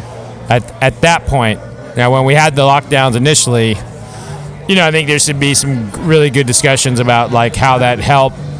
You know. Yeah. I think there's both sides, and I'm actually one of the few people that will listen to both sides instead of like taking an extreme, but. Anyway, I digress. No. How you been, man? I've been really well. Last time I saw you two, I wasn't yet a dad. Yeah. And I've become a father since then. Yeah, now you can't sleep and you worry about everything all the time. I go through periods where I'm not as worried. Like I just kind of, like I'm able to subside a lot of those fears. Yep. And then I think like yesterday, I had a mild panic attack. Because... Just thinking about like just a possibility of what might happen to her, you know, like they don't happen as often anymore because I'm more used to it. But when they hit hard. Yeah. they hit hard, man. But yeah, it's tough. She's healthy, which is the biggest blessing we can ask tough, for right man. now. But never stops. I want to ask you how soon, when everything was kicking off with the pandemic, did you kind of realize that Bourbon and Beyond wasn't going to happen in 2020? Oh, well, we pretty knew. They knew pretty quickly. Yeah. I would say when things started getting shut down, like you can't a festival like this, you have to have you can't announce it. You need at least like 6 months to announce, promote, all that stuff. And if you are a month late, that has an impact. And I think March is when all the decisions were being made. Yeah. And, I got furloughed from this, and, it's severed, one of my really major things. I also was furloughed with a magazine I started, Bourbon Plus. Yeah. And that forced me to focus on myself and my a podcast that I had just started. Yeah. And Bourbon Pursuit and YouTube. Those were my only 3 ways to earn a living. And it's a small empire now. Well, I don't know about that. It feels like it though, just because of all the different things that you kind of have as many fingers in as many pies as you can. Yeah, I own a competition. I got the podcast and stuff, and I do a lot of events back doing that. Yeah, but I don't really quite know what I am anymore. I used to be a writer. I was just about to ask. I don't know what I am anymore. Yeah, and I really have. I personally I struggle with it, and I think it's because we put ourselves in boxes. Like, I'm not a YouTuber. Sure, I'm not. Yeah. I have a YouTube channel, but I don't consider myself a YouTuber. A whiskey tuber, yeah, but not a YouTuber. YouTubers, that's all they do, and like PewDiePie or whatever his name is going to, they're all, or like Logan Paul, oh bro, man, look at this over here, man, I'm just broing. Not you. That's just not you at all. I don't do that. But are you writing therapeutically? Nah, I'm not. Actually, I was just telling my wife, I was like, I want to be writing a book right now. But the amount I haven't told anybody about this, but I am working on something that could really change what I do. Really? Yeah, I can't say. That's okay. Can't say too much about it, but yeah, it involves me talking to people. So there's a hint of what it is. So another podcast. I didn't say it was a podcast, but how many podcasts can one guy have before they start to go crazy? I only have 2. Yeah. And also, really, Bourbon Pursuit. Yeah. I'm a part of it. I'm like the third wheel. Yeah. But really, that's all Kenny.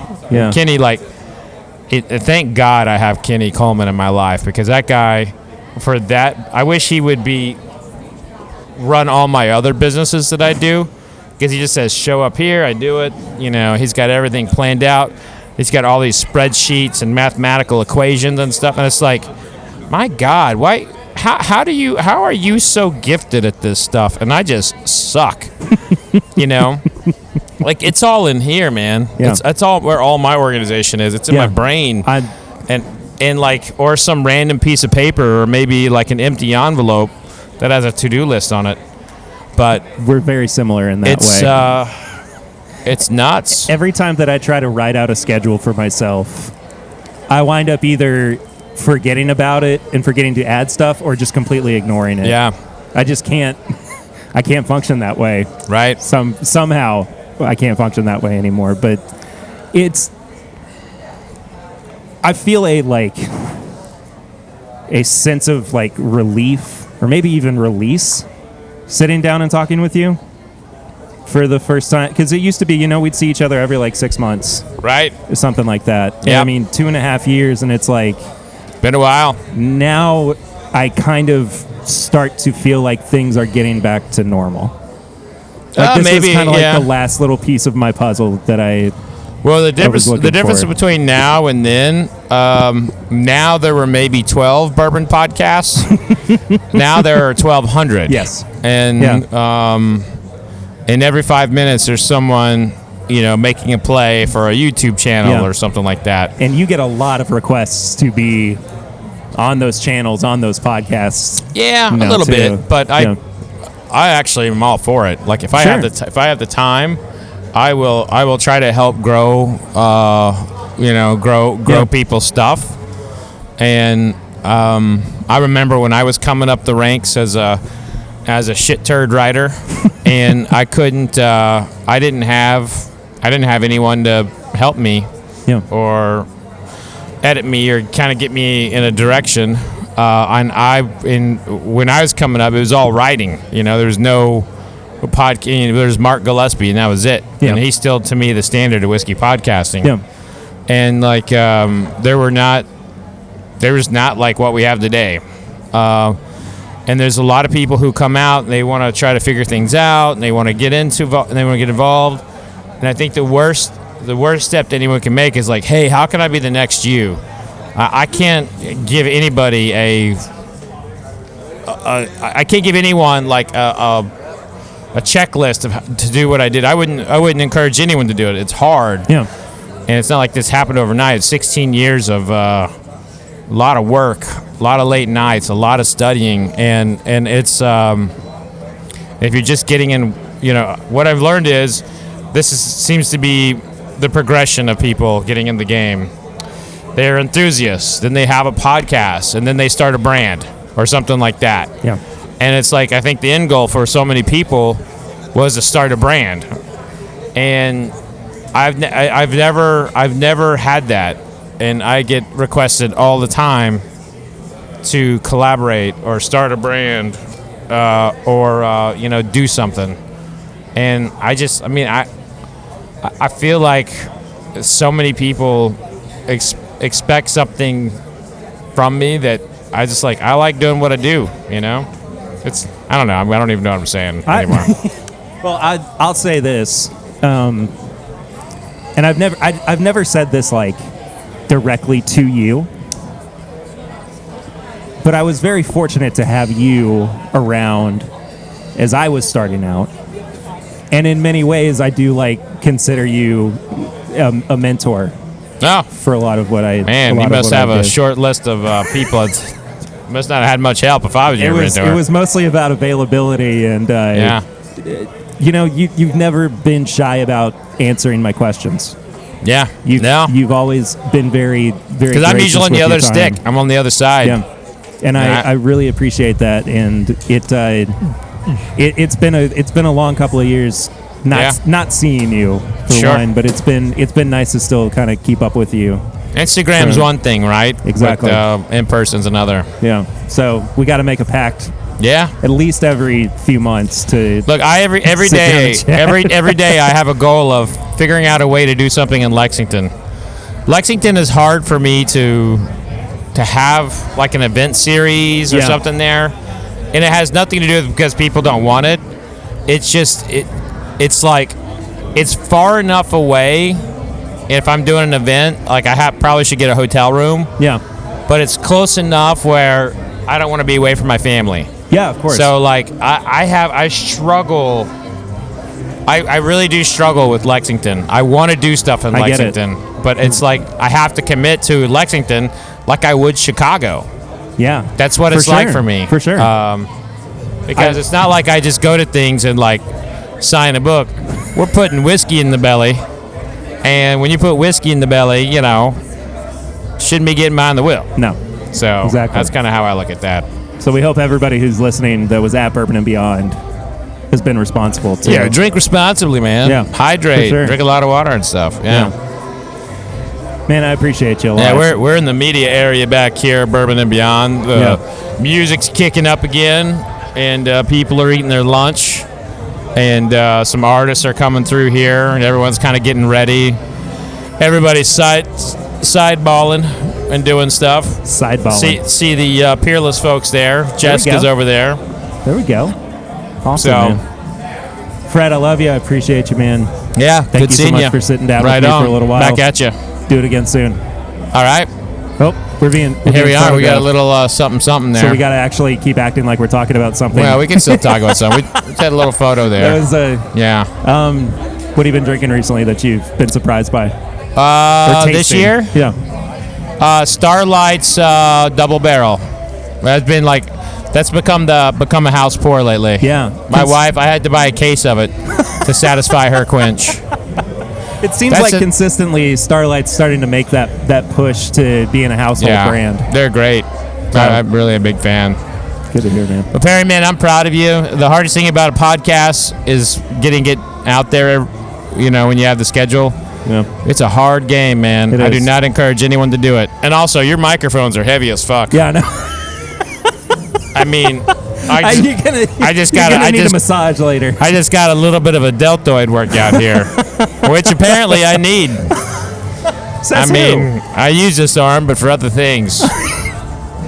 So drinking whiskey. Yeah, that's right. For drinking whiskey, exactly. It's good seeing you, man. Good seeing you too, brother. Did you see Pearl Jam last night? No, I had I was working yesterday, so I was in Lexington.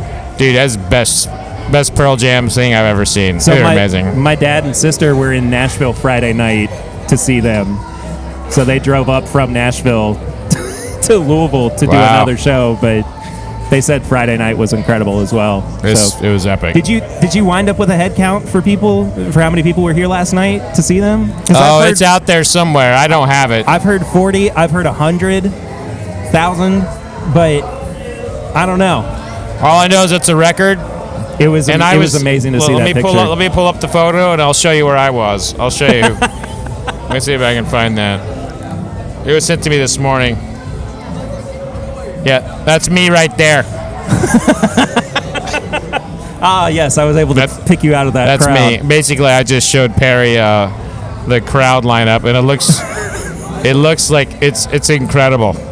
There's not a gap in there. Wherever there's gap is like a porta potty. It looks like a light bright. Yeah, it's crazy. All right, man. All right, brother. Good times. All right, cheers. It wouldn't be a Timbip episode, though, without us actually sitting down and recording an episode, somehow shoehorning a review. We got to tell the people what we think. So this week, and it seemed somewhat appropriate to review this because over the weekend and Thursday of Bourbon Beyond, I was hanging out in the media tent, and there's a small structure that is on site, and it's Jack Daniel's branded. And if you just kind of glance at it, it looks like one of those, you go to like a festival or like a live show, and they have these almost like porta potties, but they're nicer. Like it's not just like a one holer. Like you go in and like they've got like an actual. Don't like the way you're saying that, but you go. That popped me too good.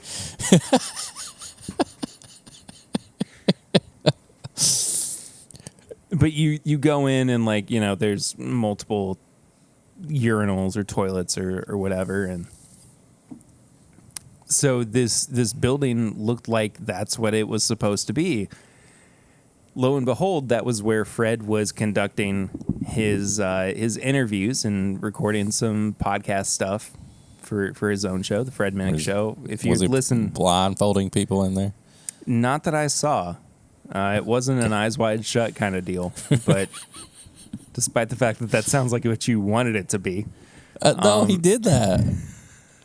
He put blindfolds on people. Yeah, I know. But anyway, but so I walked in, and again, I didn't talk about this earlier, but this was the first time that Fred and I got to see each other since before the pandemic started. And you can go back and listen to that episode. It's actually one of the most downloaded episodes of all time of this My Bourbon Podcast. So it's great. I actually had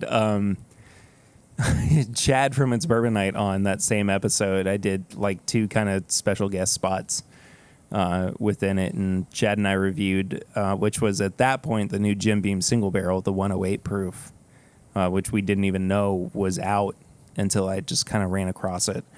But at that point, Fred was starting up the Fred Minnick show, and it was new and fresh and really fun and cool. And then the pandemic hit, and we got real sad. But anyway, so I walked into his interview trailer, and it's like, I'm so sorry I came in here. I was like, dude, don't worry about it. It happens to me all the time. This wouldn't be the first time that one of my offices got mistaken for a toilet. And I was like, okay. I was about to leave, and he goes, do you want something? I was like, do you want something to drink? Like, well, yeah. I mean, like, how often does Fred Minnick offer you a pour? You're like, no, gotta go. See you later. I'm sorry, man. But he was like, what are you in the mood for? And I go, well, like higher proof but manageable. Because it was later in the afternoon, and, you know, we're kind of like easing into the music of the night and everything. And he goes, well, why don't I pour you this? And he fresh cracked for me a Pursuit United rye. And he was like, what do you think about this? And I was like, well, it's currently my number one rye for the year. So, I mean, he gave me a solid like 2.5 ounces too. It just felt very, again, and like I come back to this with the Pursuit United products, that we got sent these sample bottles and we got sent these products to review, and it just is like this constant circle of like completion, I guess. Or like I feel like, again, I kind of made it, and, you know, to even be like to Fred Minnick, oh, I already love that bottle. Like, you know what I mean? Like to just kind of be on that same playing field in some regards. Right. Not to be like, oh, this, let me try it and all that. But you're like, I've already had this and I love it. And exactly. So it just, if anything has kind of come out of this year, I mean, aside from the fact that it feels like things are kind of starting to gear back up into what normal life, quote unquote, was like before COVID. I don't know. I keep getting this feeling of like we made it and things are kind of trending in the right direction. And I don't even know if I said this on the main podcast, but after the and Kenny, I'm sorry that I'm outing you for sending me this private message, but after that episode came out that we reviewed the Pursuit United products on, Kenny sent me a private message and said, yes, you did. You have made it at this point. And it was just very poetic, and it just felt very satisfying to kind of hear that. And we spend a lot of time kind of not spinning our wheels, but at least feeling like we're just kind of going along with the flow of the show and whatnot. And so to get that feedback and to kind of continue to get what I am still calling the most positive feedback consistently that we have ever gotten about the podcast over the past few months, it's pretty incredible. So I just want to say thank you to everybody. Just everybody. Cheers to everybody. Cheers to you all indeed. So we are reviewing the Smoke Wagon Bottled in Bond Rye. Yes. Which Eric is holding up for the camera right now. Where this is my favorite rye of the year, I do kind of want to pour a little bit to compare it to the Smoke Wagon. I mean, just out of curiosity. I also do run the risk of like trying the Pursuit rye next to a different product, and then all of a sudden it gets dethroned. Like, how am I going to love? They're very different. Like the mash bill on the Smoke Wagon is 51 rye, 49 corn. Whoa. Yeah. So a super, super low rye. I mean, barely what Chad and Sarah kind of deemed a barely legal rye here. Yeah, so before we start, my question to you that I did not, somebody asked me about it, and I was like, I don't know.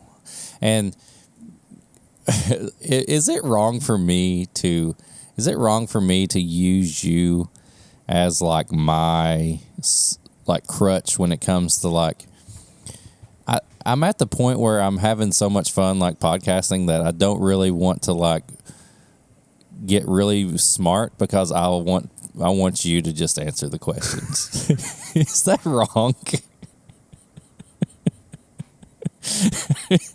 Is that wrong? Do I need to do better? Do I need to be better and like learn more so I can like answer questions on my own? Or like, is it okay that I'm just like part of it feels wrong because I want you to be like, I want you to be able to answer like at least similar questions, maybe not the exact same ones. But at the same time, I'm like, yeah, all right, I'll field this. I'll field this one. I mean, I'm not a complete idiot with it. I know the science behind bourbon and all that stuff. All. But like some stuff, I'm just like, I'd rather Perry just talk about it. He could talk better than me. Which you have done multiple times since you've joined this podcast last year. But so you have a question about Bottled and Bond? But this is Smoke Wagon. So like, this was from MGP sent to Nevada. Like, isn't it supposed to like stay in one place the whole time? Like, that's what I was confused about. Like, if it was in Indiana for 4 years and then they took it, is it still okay? But it says aged. It says aged and bottled by Nevada HC Distilling Company. So he had the barrels in Nevada. So I'm just confused on like the whole bottled and bond, like, you know, when it's supposed to be in like one warehouse for the whole seasons and all that stuff. Is the place that it was distilled in indicated on the bottle? Distilled in Indiana.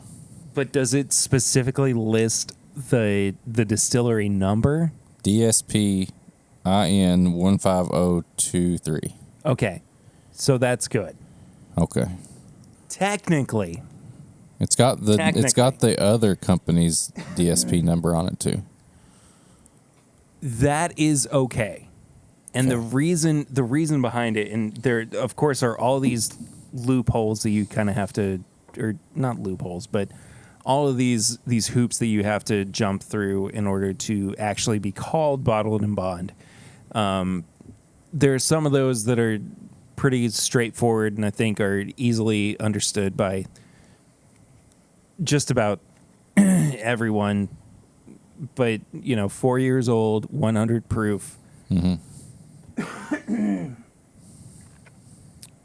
Made by one master distiller at one distillery during one distilling season. There's 2 distilling seasons throughout the year, basically split up by the 6 months that you get on the first and second half of the year. I don't think I'm making this up. I'm pretty sure that this is correct information. As long as you have the original distillation location listed on the bottle, and if it is aged somewhere else and bottled somewhere else in direct opposition to the actual distillation location, it is still legally okay. Okay. But yeah, it's all about there. Transparency. Yeah.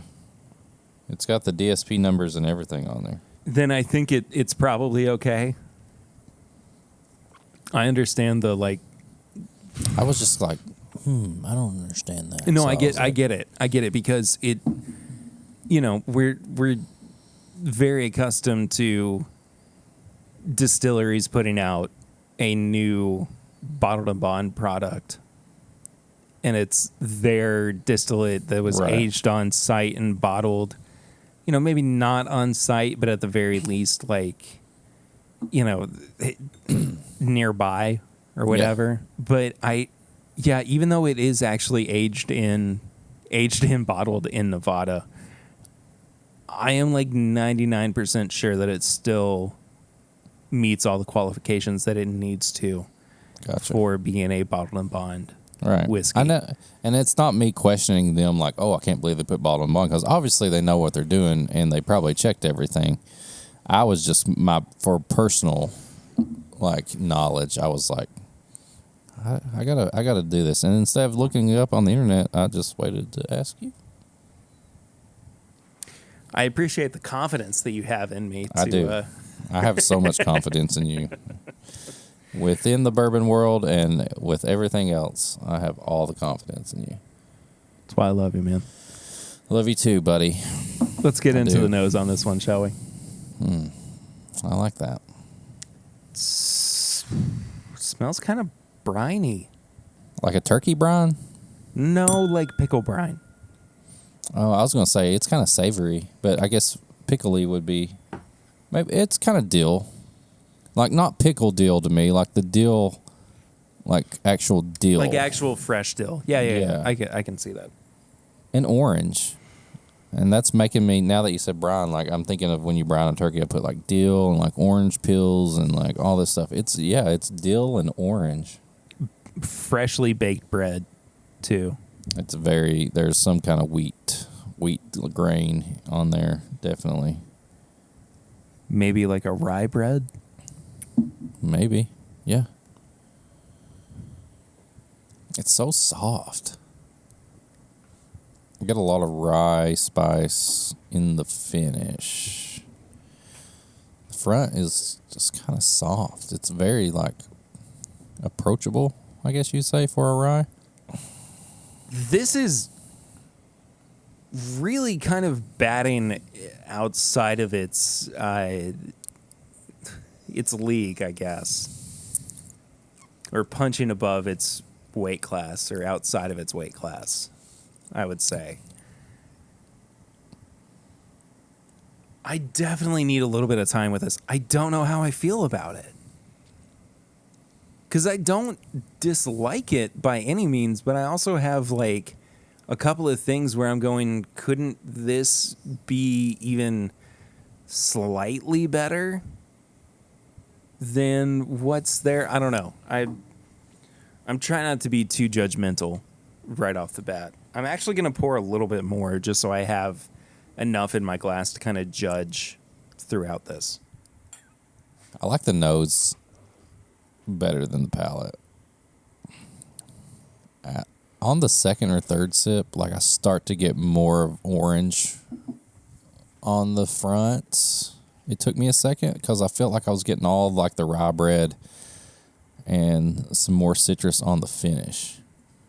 It is so weird that like I keep coming back to this almost like sea salty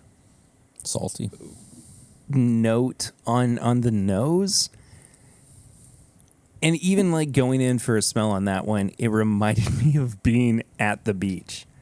It and like is getting beachy. getting the breeze blowing in from the ocean. Yeah. And smelling the salt coming off of the water. Which I just wasn't I don't know. I wasn't expecting that from this whiskey. Yeah.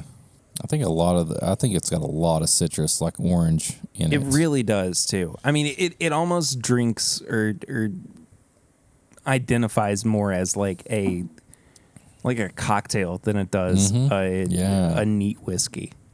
There is if there's any little dark note in that, it's almost like a cinnamon, like a light cinnamon sprinkle on there, maybe. Right on the back of the palate. Yeah. It's not super spicy up front. Once it gets into like the middle of the palate, I really am starting to pick up this almost like Derby pie thing going on. Yeah, I can see that. It's chocolatey and kind of marshmallowy as well, but there's also this backbone of like a crust to it, like a graham cracker crust. Mm-hmm. And I feel like I'm being critical of this, but I'm trying not to, because I really do like this. I think I just confused by it more than anything because I wasn't expecting it to be the way that it is going into trying it. Well, I think I was expecting just another 95.5. Just another, yeah. Yeah, and I kind of was. Like, I know Smoke Wagon's MGP and all that stuff. I did not expect it when I found out the mash bill on it. I was like, that's what made me even more curious. I was like, this is interesting. That's what okay, sorry. I've been like sitting trying to figure out what this particular note is on the nose, and it took me just until right now to get it, but it's like freshly cut hay, like grassy kind of hay that, you know, is going to be rolled up on a farm. Oh, okay. I see what you're saying. Yeah. It's definitely fresh. Like this. It's very fresh. You were saying the beach and all. This makes me want to just be outside. Like whether it's with a cocktail or just like a nice breeze or something, like it does. It's a nice outside sitting down drink. But it's not like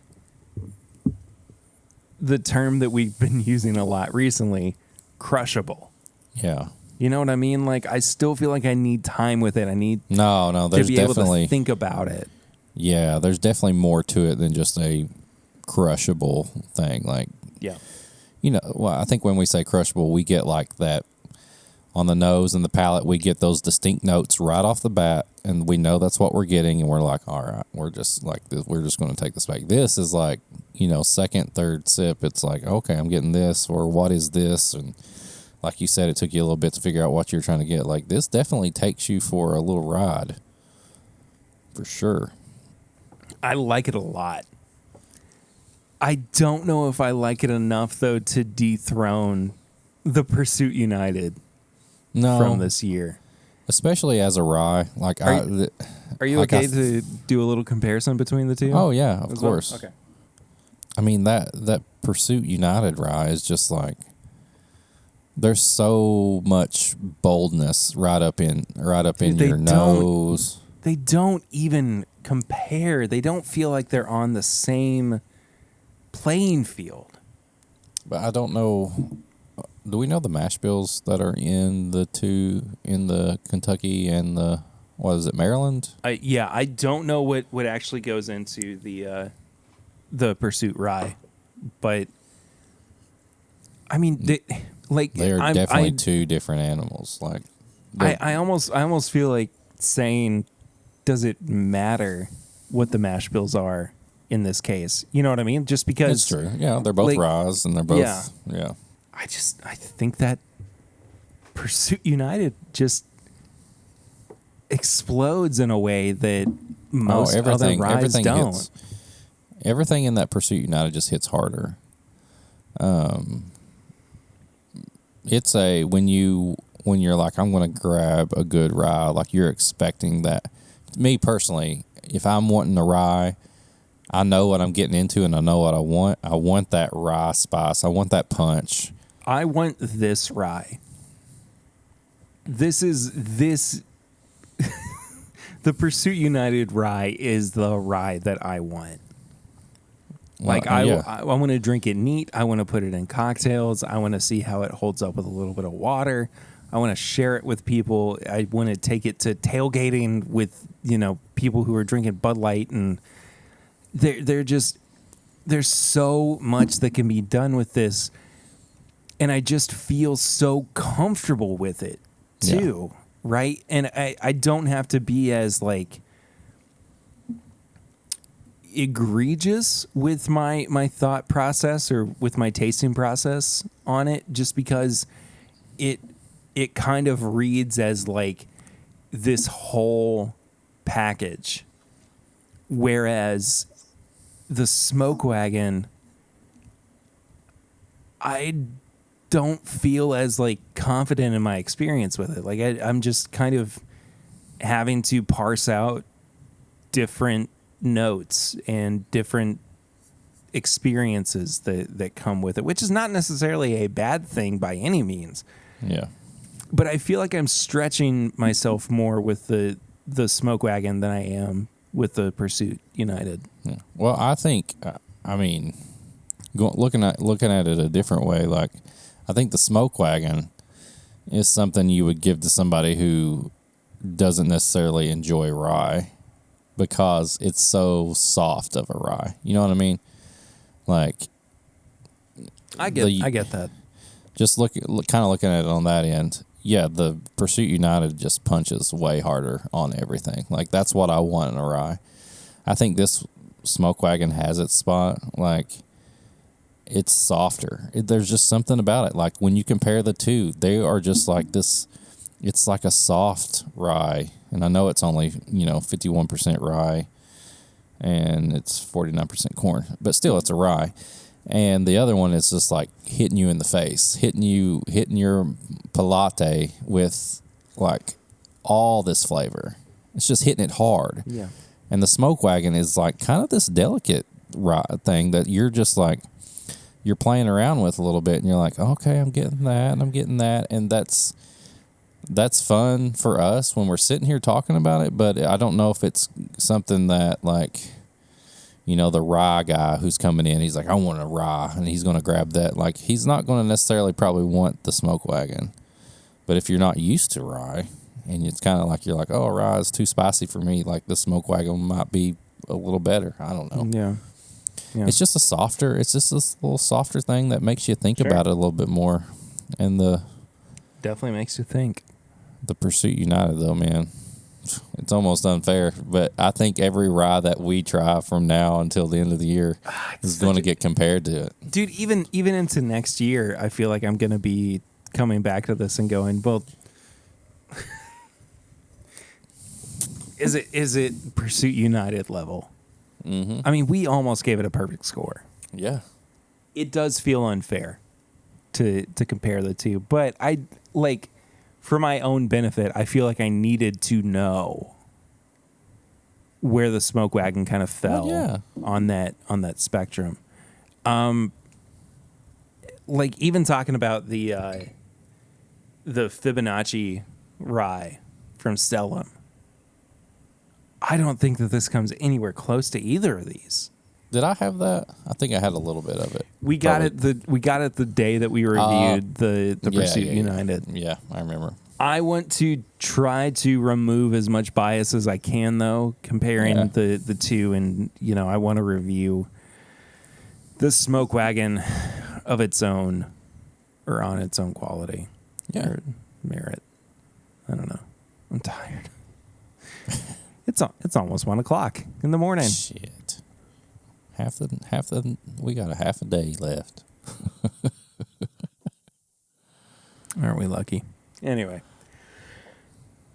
we normally review products on the show with the parameters of nose, palate, finish, and price. Each category is out of 5, and the final score is out of 20. You can, of course, multiply by 5 if you want to know what that would actually be out of 100. But we stick with the 20-point scale. Yeah, we've been doing it since like the second episode, something like that. So I'm not going to change now. Who are you? Come in here and tell me to change now. I didn't tell you to change anything. I'm not talking to you. Oh, I think because I came in here. No, it's rhetorical. It's the rhetorical you. Me? No, not. What are you giving the nose on this? 3.5. I love the nose. I really like the nose. Yeah. I like it a lot. Not a lot, but I like it better than the palate. I think I'm going to give it a 3. Yeah, I'm gonna give it a 3 on the nose. Actually, you know what? No, I'm gonna give it a 3.5 as well, because I have spent quite a bit of time with it. It's not been offensive by any means, but I'm still kind of missing a little bit of like the darker, and even still some of the like more candiedness. Oh, there's like sugary vanilla kind of thing. There's not hardly anything dark in this as far as that goes. Like, it's all light citrus stuff. Like, I reached for some cinnamon. That was about the darkest I got. Yeah. I'm happy with the 3.5. I don't mind that at all. Palate, I think, is a little bit of a drop-off. Not significantly, but enough to where I'm kind of wanting to go back to the nose. More so than I am the palate. I gave it a 3. I did the same. So I thought like I said, the palate's not bad. I feel like it took a couple of sips to start trying to think. It's just so soft, and if you like a softer feel and a softer rye, then this is going to be right up there for you. Like, it's just soft. It's just there's something soft about it. I don't know. I feel the same way about the finish that I do the palate as well. I mean, they're very consistent. You're not really exploring any new ground. You're still kind of diving into this like graham cracker crusty derby pie thing that I was getting with the palate. The hug is not super present. I know it's 100 proof, so you're not expecting to get a lot of that, but I like it again about as much as I do the palate. I'm going to give it a 3. I gave it a 3.5. Okay. I thought it picked up a little bit more in the finish. I got some more spice, a little bit more. Like you said, the hug is not much there, but I did get a little bit more. That's where I found that cinnamon, I think, is right on the finish. Yeah. Now, what is the price on this one? I don't know anything about the price on this bottle. I paid $70 for this. Oh. I don't know what MSRP. I think that's too much, man. I feel like that's too much based on what is actually in this bottle. Because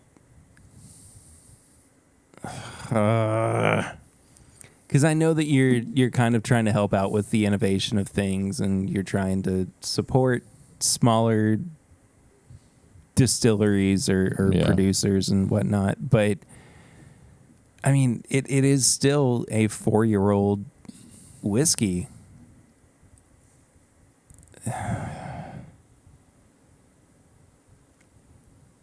2.5. I gave it a 2. I mean, I thought it should have been about $45 to $50. No, I don't disagree, but I like trying to look at it from an investment standpoint. Even I don't mind paying a little bit extra, because I mean, like, I am kind of starting to, and long-term listeners of the show know that Smoke Wagon has not exactly been my favorite brand, but a lot of that has just kind of been because I don't understand the hype behind a lot of it. But I am kind of starting to buy into them a little bit, and in this case, I'm curious what they're going to do with this particular product in the future. So if I kind of view it as an investment opportunity, I don't mind that as much. Yeah, no, it's fine. Yeah, I mean, so most of their stuff is a little bit more pricier than other stuff. I just felt like this one, with how soft it was, 100 proof and all that. I guess I didn't really think about all the other stuff. I just thought this tastes about like a $50 bottle of rye to me. So probably about $25 less, and I would be happy with it. So I think I got a 12 total. I have a 12 total as well. Well, there we go. So, I mean, pick it up. It's a good rye whiskey to have in your collection, for sure. I think it's just a bit different to where somebody who likes rye is going to have something to say about it, and then somebody who maybe not like rye, they will probably enjoy it too. Yeah. So. Yeah. I don't really have any high proof hot takes this week. I don't either. I've got a ton of stuff that I'll just unleash, but maybe just pay attention to other drivers out there, because it is your fault if you are 3 lanes over and you all of a sudden realize that you need to be turning left even though you're turning in the right lane. I guess I do have one. Let it out. I think this has been my biggest pet peeve recently is like, how do you not notice that you are on the complete opposite side of the road that you need to be on to go where you are supposed to go? And it's not even like I don't, maybe it's a bias against like people who can't discern right from left. But it's happened so much. It almost feels like ignorance at this point. You know what I mean? I think people just don't pay attention anymore. I don't think they do either. I think COVID ruined so many people's brains. I think it did. I think people just get in their car and they just go. Yeah. And they just don't even like look at their mirrors. They don't do anything. I use, I think, Google Maps more now than I ever did before the pandemic. And it's a combination of like, you know, making sure that I'm going the right way and also trying to avoid, like, if there's a wreck or something, you know, there's a big backup, like just trying to get around the most efficient way. But I just don't get it. Like, surely you realize that you are doing something even slightly wrong by being in a lane, you know, 30 yards away from where you're supposed to be. Surely you have some kind of self-awareness. I don't think they do. I don't think they do either. But anyway, that's my high-proof hot take. Let's There you go. Let's move on to tips and bits, Tips shall we? and bits. This is our segment where we recommend things that you should watch, read, listen to, can just consume in general. It's not normally bourbon related, but on occasion it is. This week, Eric, what kind of pop culture-y thing do you have to recommend to folks? I'm getting into the, what do we say, spooky season. And I went and watched a new horror finger movie. guns. I'm doing finger guns over here. He's blasting shit everywhere. He's just blasting. Just finger blasting. Master blaster. But I watched Barbarian. Which how'd you like it? Dope. So good. Okay. So good. That's the Skarsgård movie, right? Do what? The Alexander Skarsgård? Is that it? I don't know. The guy who played Pennywise.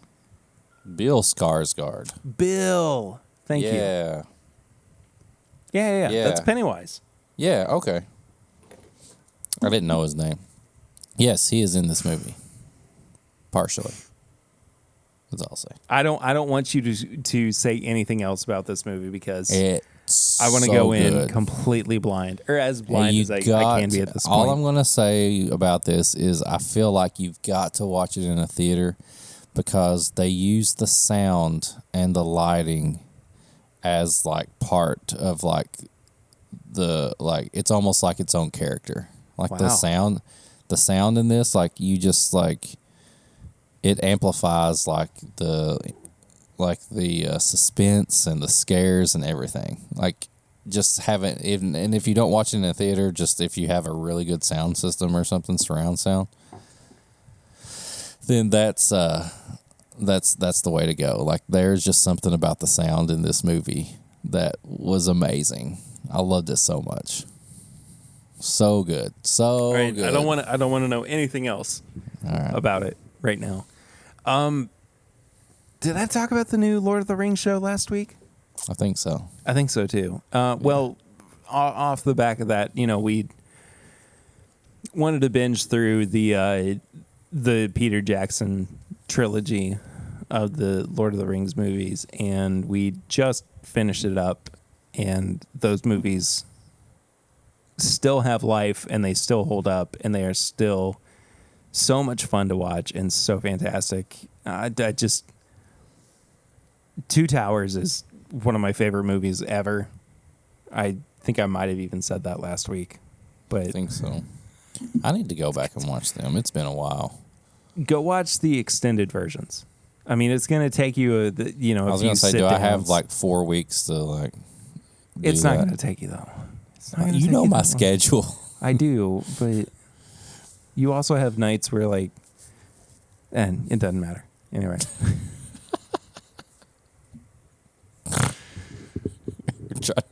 out me here. Sorry. Chris Havens was listening and was like, I'm going to report you. Yeah. I know what. No, he used to do my job too, so he knows. He's on the inside. There you go. We just finished up. I mean, it's been a few weeks at this point, but the newest season of Only Murders in the Building. Oh, yeah? Is out. Really good. Not as good as the first season, I would say, but it's still very, very enjoyable. And also, I think I'm hitting just about as many points as I can. But one of my favorite current artists, Tyler Childers, has a new song out in preparation for his new album that's going to be out, I think, September 30th. So right around the corner. But anyway, I think that about gets us to the end of this week's episode. I still have like a whole day's worth of interview recording that I haven't even gotten to yet with Bourbon and Beyond. So we're gonna get there. We're gonna get there together. But in the meantime, I just want to say thank you so much to all the folks at Bourbon and Beyond for allowing us to come and hang out and record some interviews and just be present. I mean, Bourbon and Beyond is basically like the thing I look forward to all year long. And I'm super happy to see it back. But in the meantime, Eric's going to take us home. Eric, you got to let the people know how they can find us, how they can support us, all those good things. Wrap us up like a nice little Christmas present right under the tree. Oh, you put a little kiss on it, too. I did. That was nice. If you nice want touch. to, I did. Chef's kiss. Yes. If you want to support the show for as little as $1 a month, go to patreon.com/mybourbonpodcast. And at $5 a month, you can get all the bonus stuff. You can get the unedited episode where you just listen to us fart and burp and stuff. That okay, we don't do that. I farted a little bit ago. Did you really? Yeah. So go to patreon.com if you want to support us. We got bills to pay. You know, Perry's got to pay the internet. He's got to do all the podcast stuff. I just let him handle that, and I just fart. Please stop saying on the podcast that you fart. Why? Because everybody farts. I mean, I know, but I don't want. If you want to people send to us support the show, if you want to send us an email and talk about farting, send an email to thisismybourbonshop@gmail.com. You realize this is probably the episode out of the entire year that people are going to listen the most to, right? It's fine. They'll relate to it more than other podcasts because nobody else is talking about farting on their bourbon podcast. I don't condone this, but yeah. So anyway, if you want to leave us a message on the Barrel Ring segment, you can call 859-428-8253. Leave us a message. We'll play it on air, and then we'll reply back to you. If you want to get some merch, it's bourbonshop.threadless.com. Got some Whiskey Mutant merch. It's whiskeymutant.myshopify.com. Then on all social media, it's at MyBourbonPod, Facebook, Twitter, Instagram. You can follow me at Whiskey Mutant. You can follow Perry at PRitter1792. You can follow our other co-host who's not here at the moment, Swan TBF. He's on Instagram. He deletes his Facebook accidentally every other month, and we don't question it. If you want to go to YouTube, you can watch the show. This is My Bourbon Podcast on YouTube. Perry goes live every Thursday at 8. And like I said, we got the video version going out there. And then just leave us a 5-star review or a 1-star review. We really don't care. We'll read them both. Anything helps. And then... But also, if you don't want us to read your review out, let us know. But I think that most people are okay with it. If they put a review out, we're going to read it. Oh, we're going to say something. Oh, yeah. Even if we just passive aggressively make fun of you. You can also tell your grandmas about us.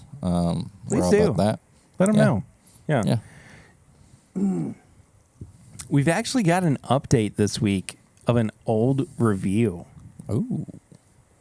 I don't remember exactly when this this review was posted, but it is from our buddy, Brad Woods, who we're going to talk about here in just a second when we talk about Patreon supporters. Yeah, saw him the other day. I'm really happy you did.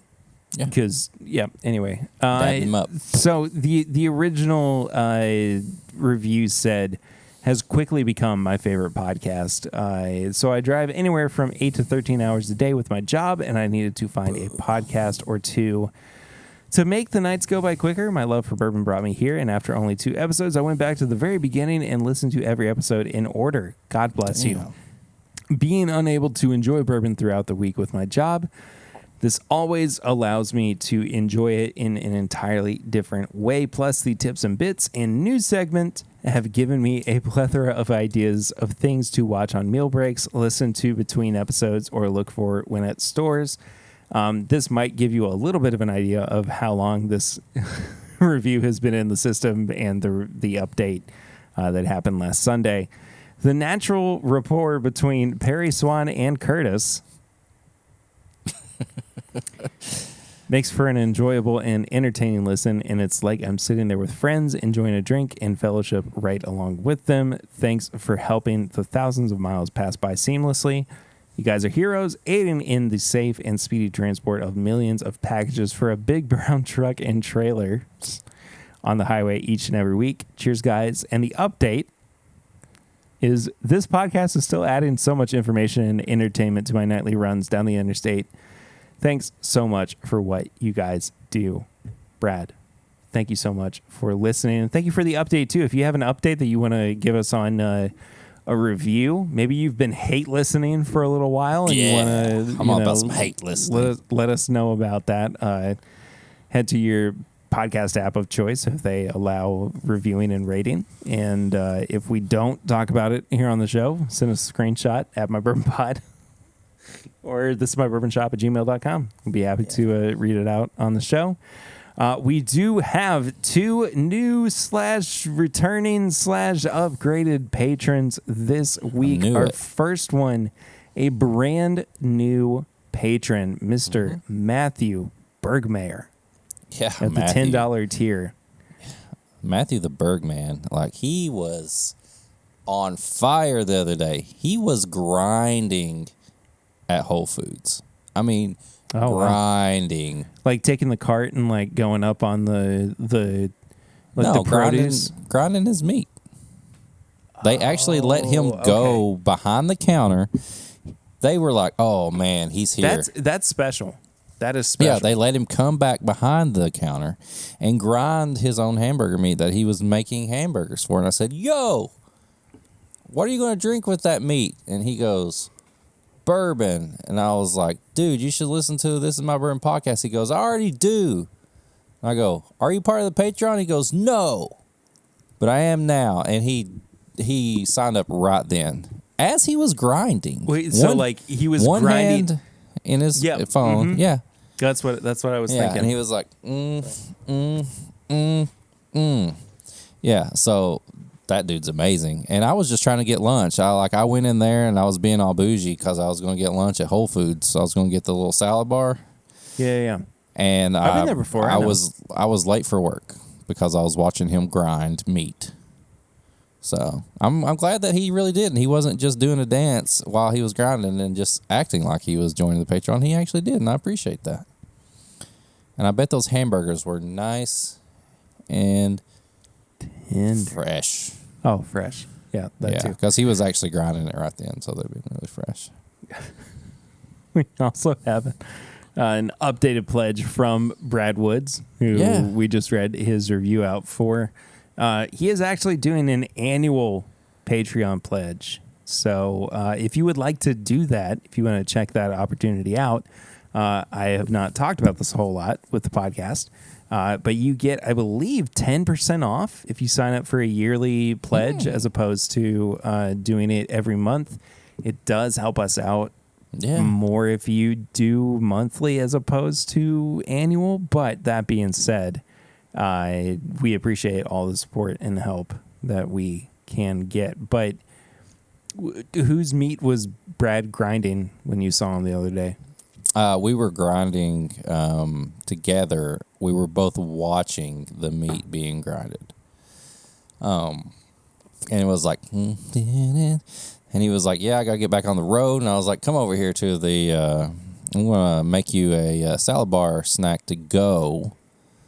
And he was all about it. And we were like, in Ghost when like they're making the pottery and like the arms come around, he was making this like huge like to go salad that would last about 13 hours, and that's impressive. And he started to move to like different like sections of the salad bar, but I came behind him and my hands were kind of like guiding him. And we crafted the best road trip salad that had to have lasted 13 hours. I'm impressed. Yeah, and I really am. And then we cheated. Thank you for your service. We cheated on the scale to save him a little money. I kind of held it up a little bit when we put it on the self checkout. So you're a liar. No, we're frugal. My hands came behind him again. I kind of tilted it a little bit, saved a little bit on that, and then he was off, and I also was still late for work, and I didn't get lunch myself. But that's okay because now Patreon, has benefited. So that's it. Whole Foods, man, grinding all up and down Whole Foods. That is the best story that has Whole Foods. Let's. That does it for this week's episode of This Is My Bourbon Podcast. Thank you all so much for listening. You can find all the links for ways to support the show as well in the description of the audio and video versions of this show. Next week, I believe, I'm going to be there at least for a couple days, but I believe Eric and I are going to both be on site for Louder Than Life. Yeah. Yes. So we got more special interviews coming your way. More good times. We'll see you guys real soon. Thank you so much for listening or watching and supporting the show. It means the absolute world to us. Y'all are the best. We'll see you real soon. Until then, I'm Perry. I'm Eric. And this podcast. And this is my Bourbon Podcast.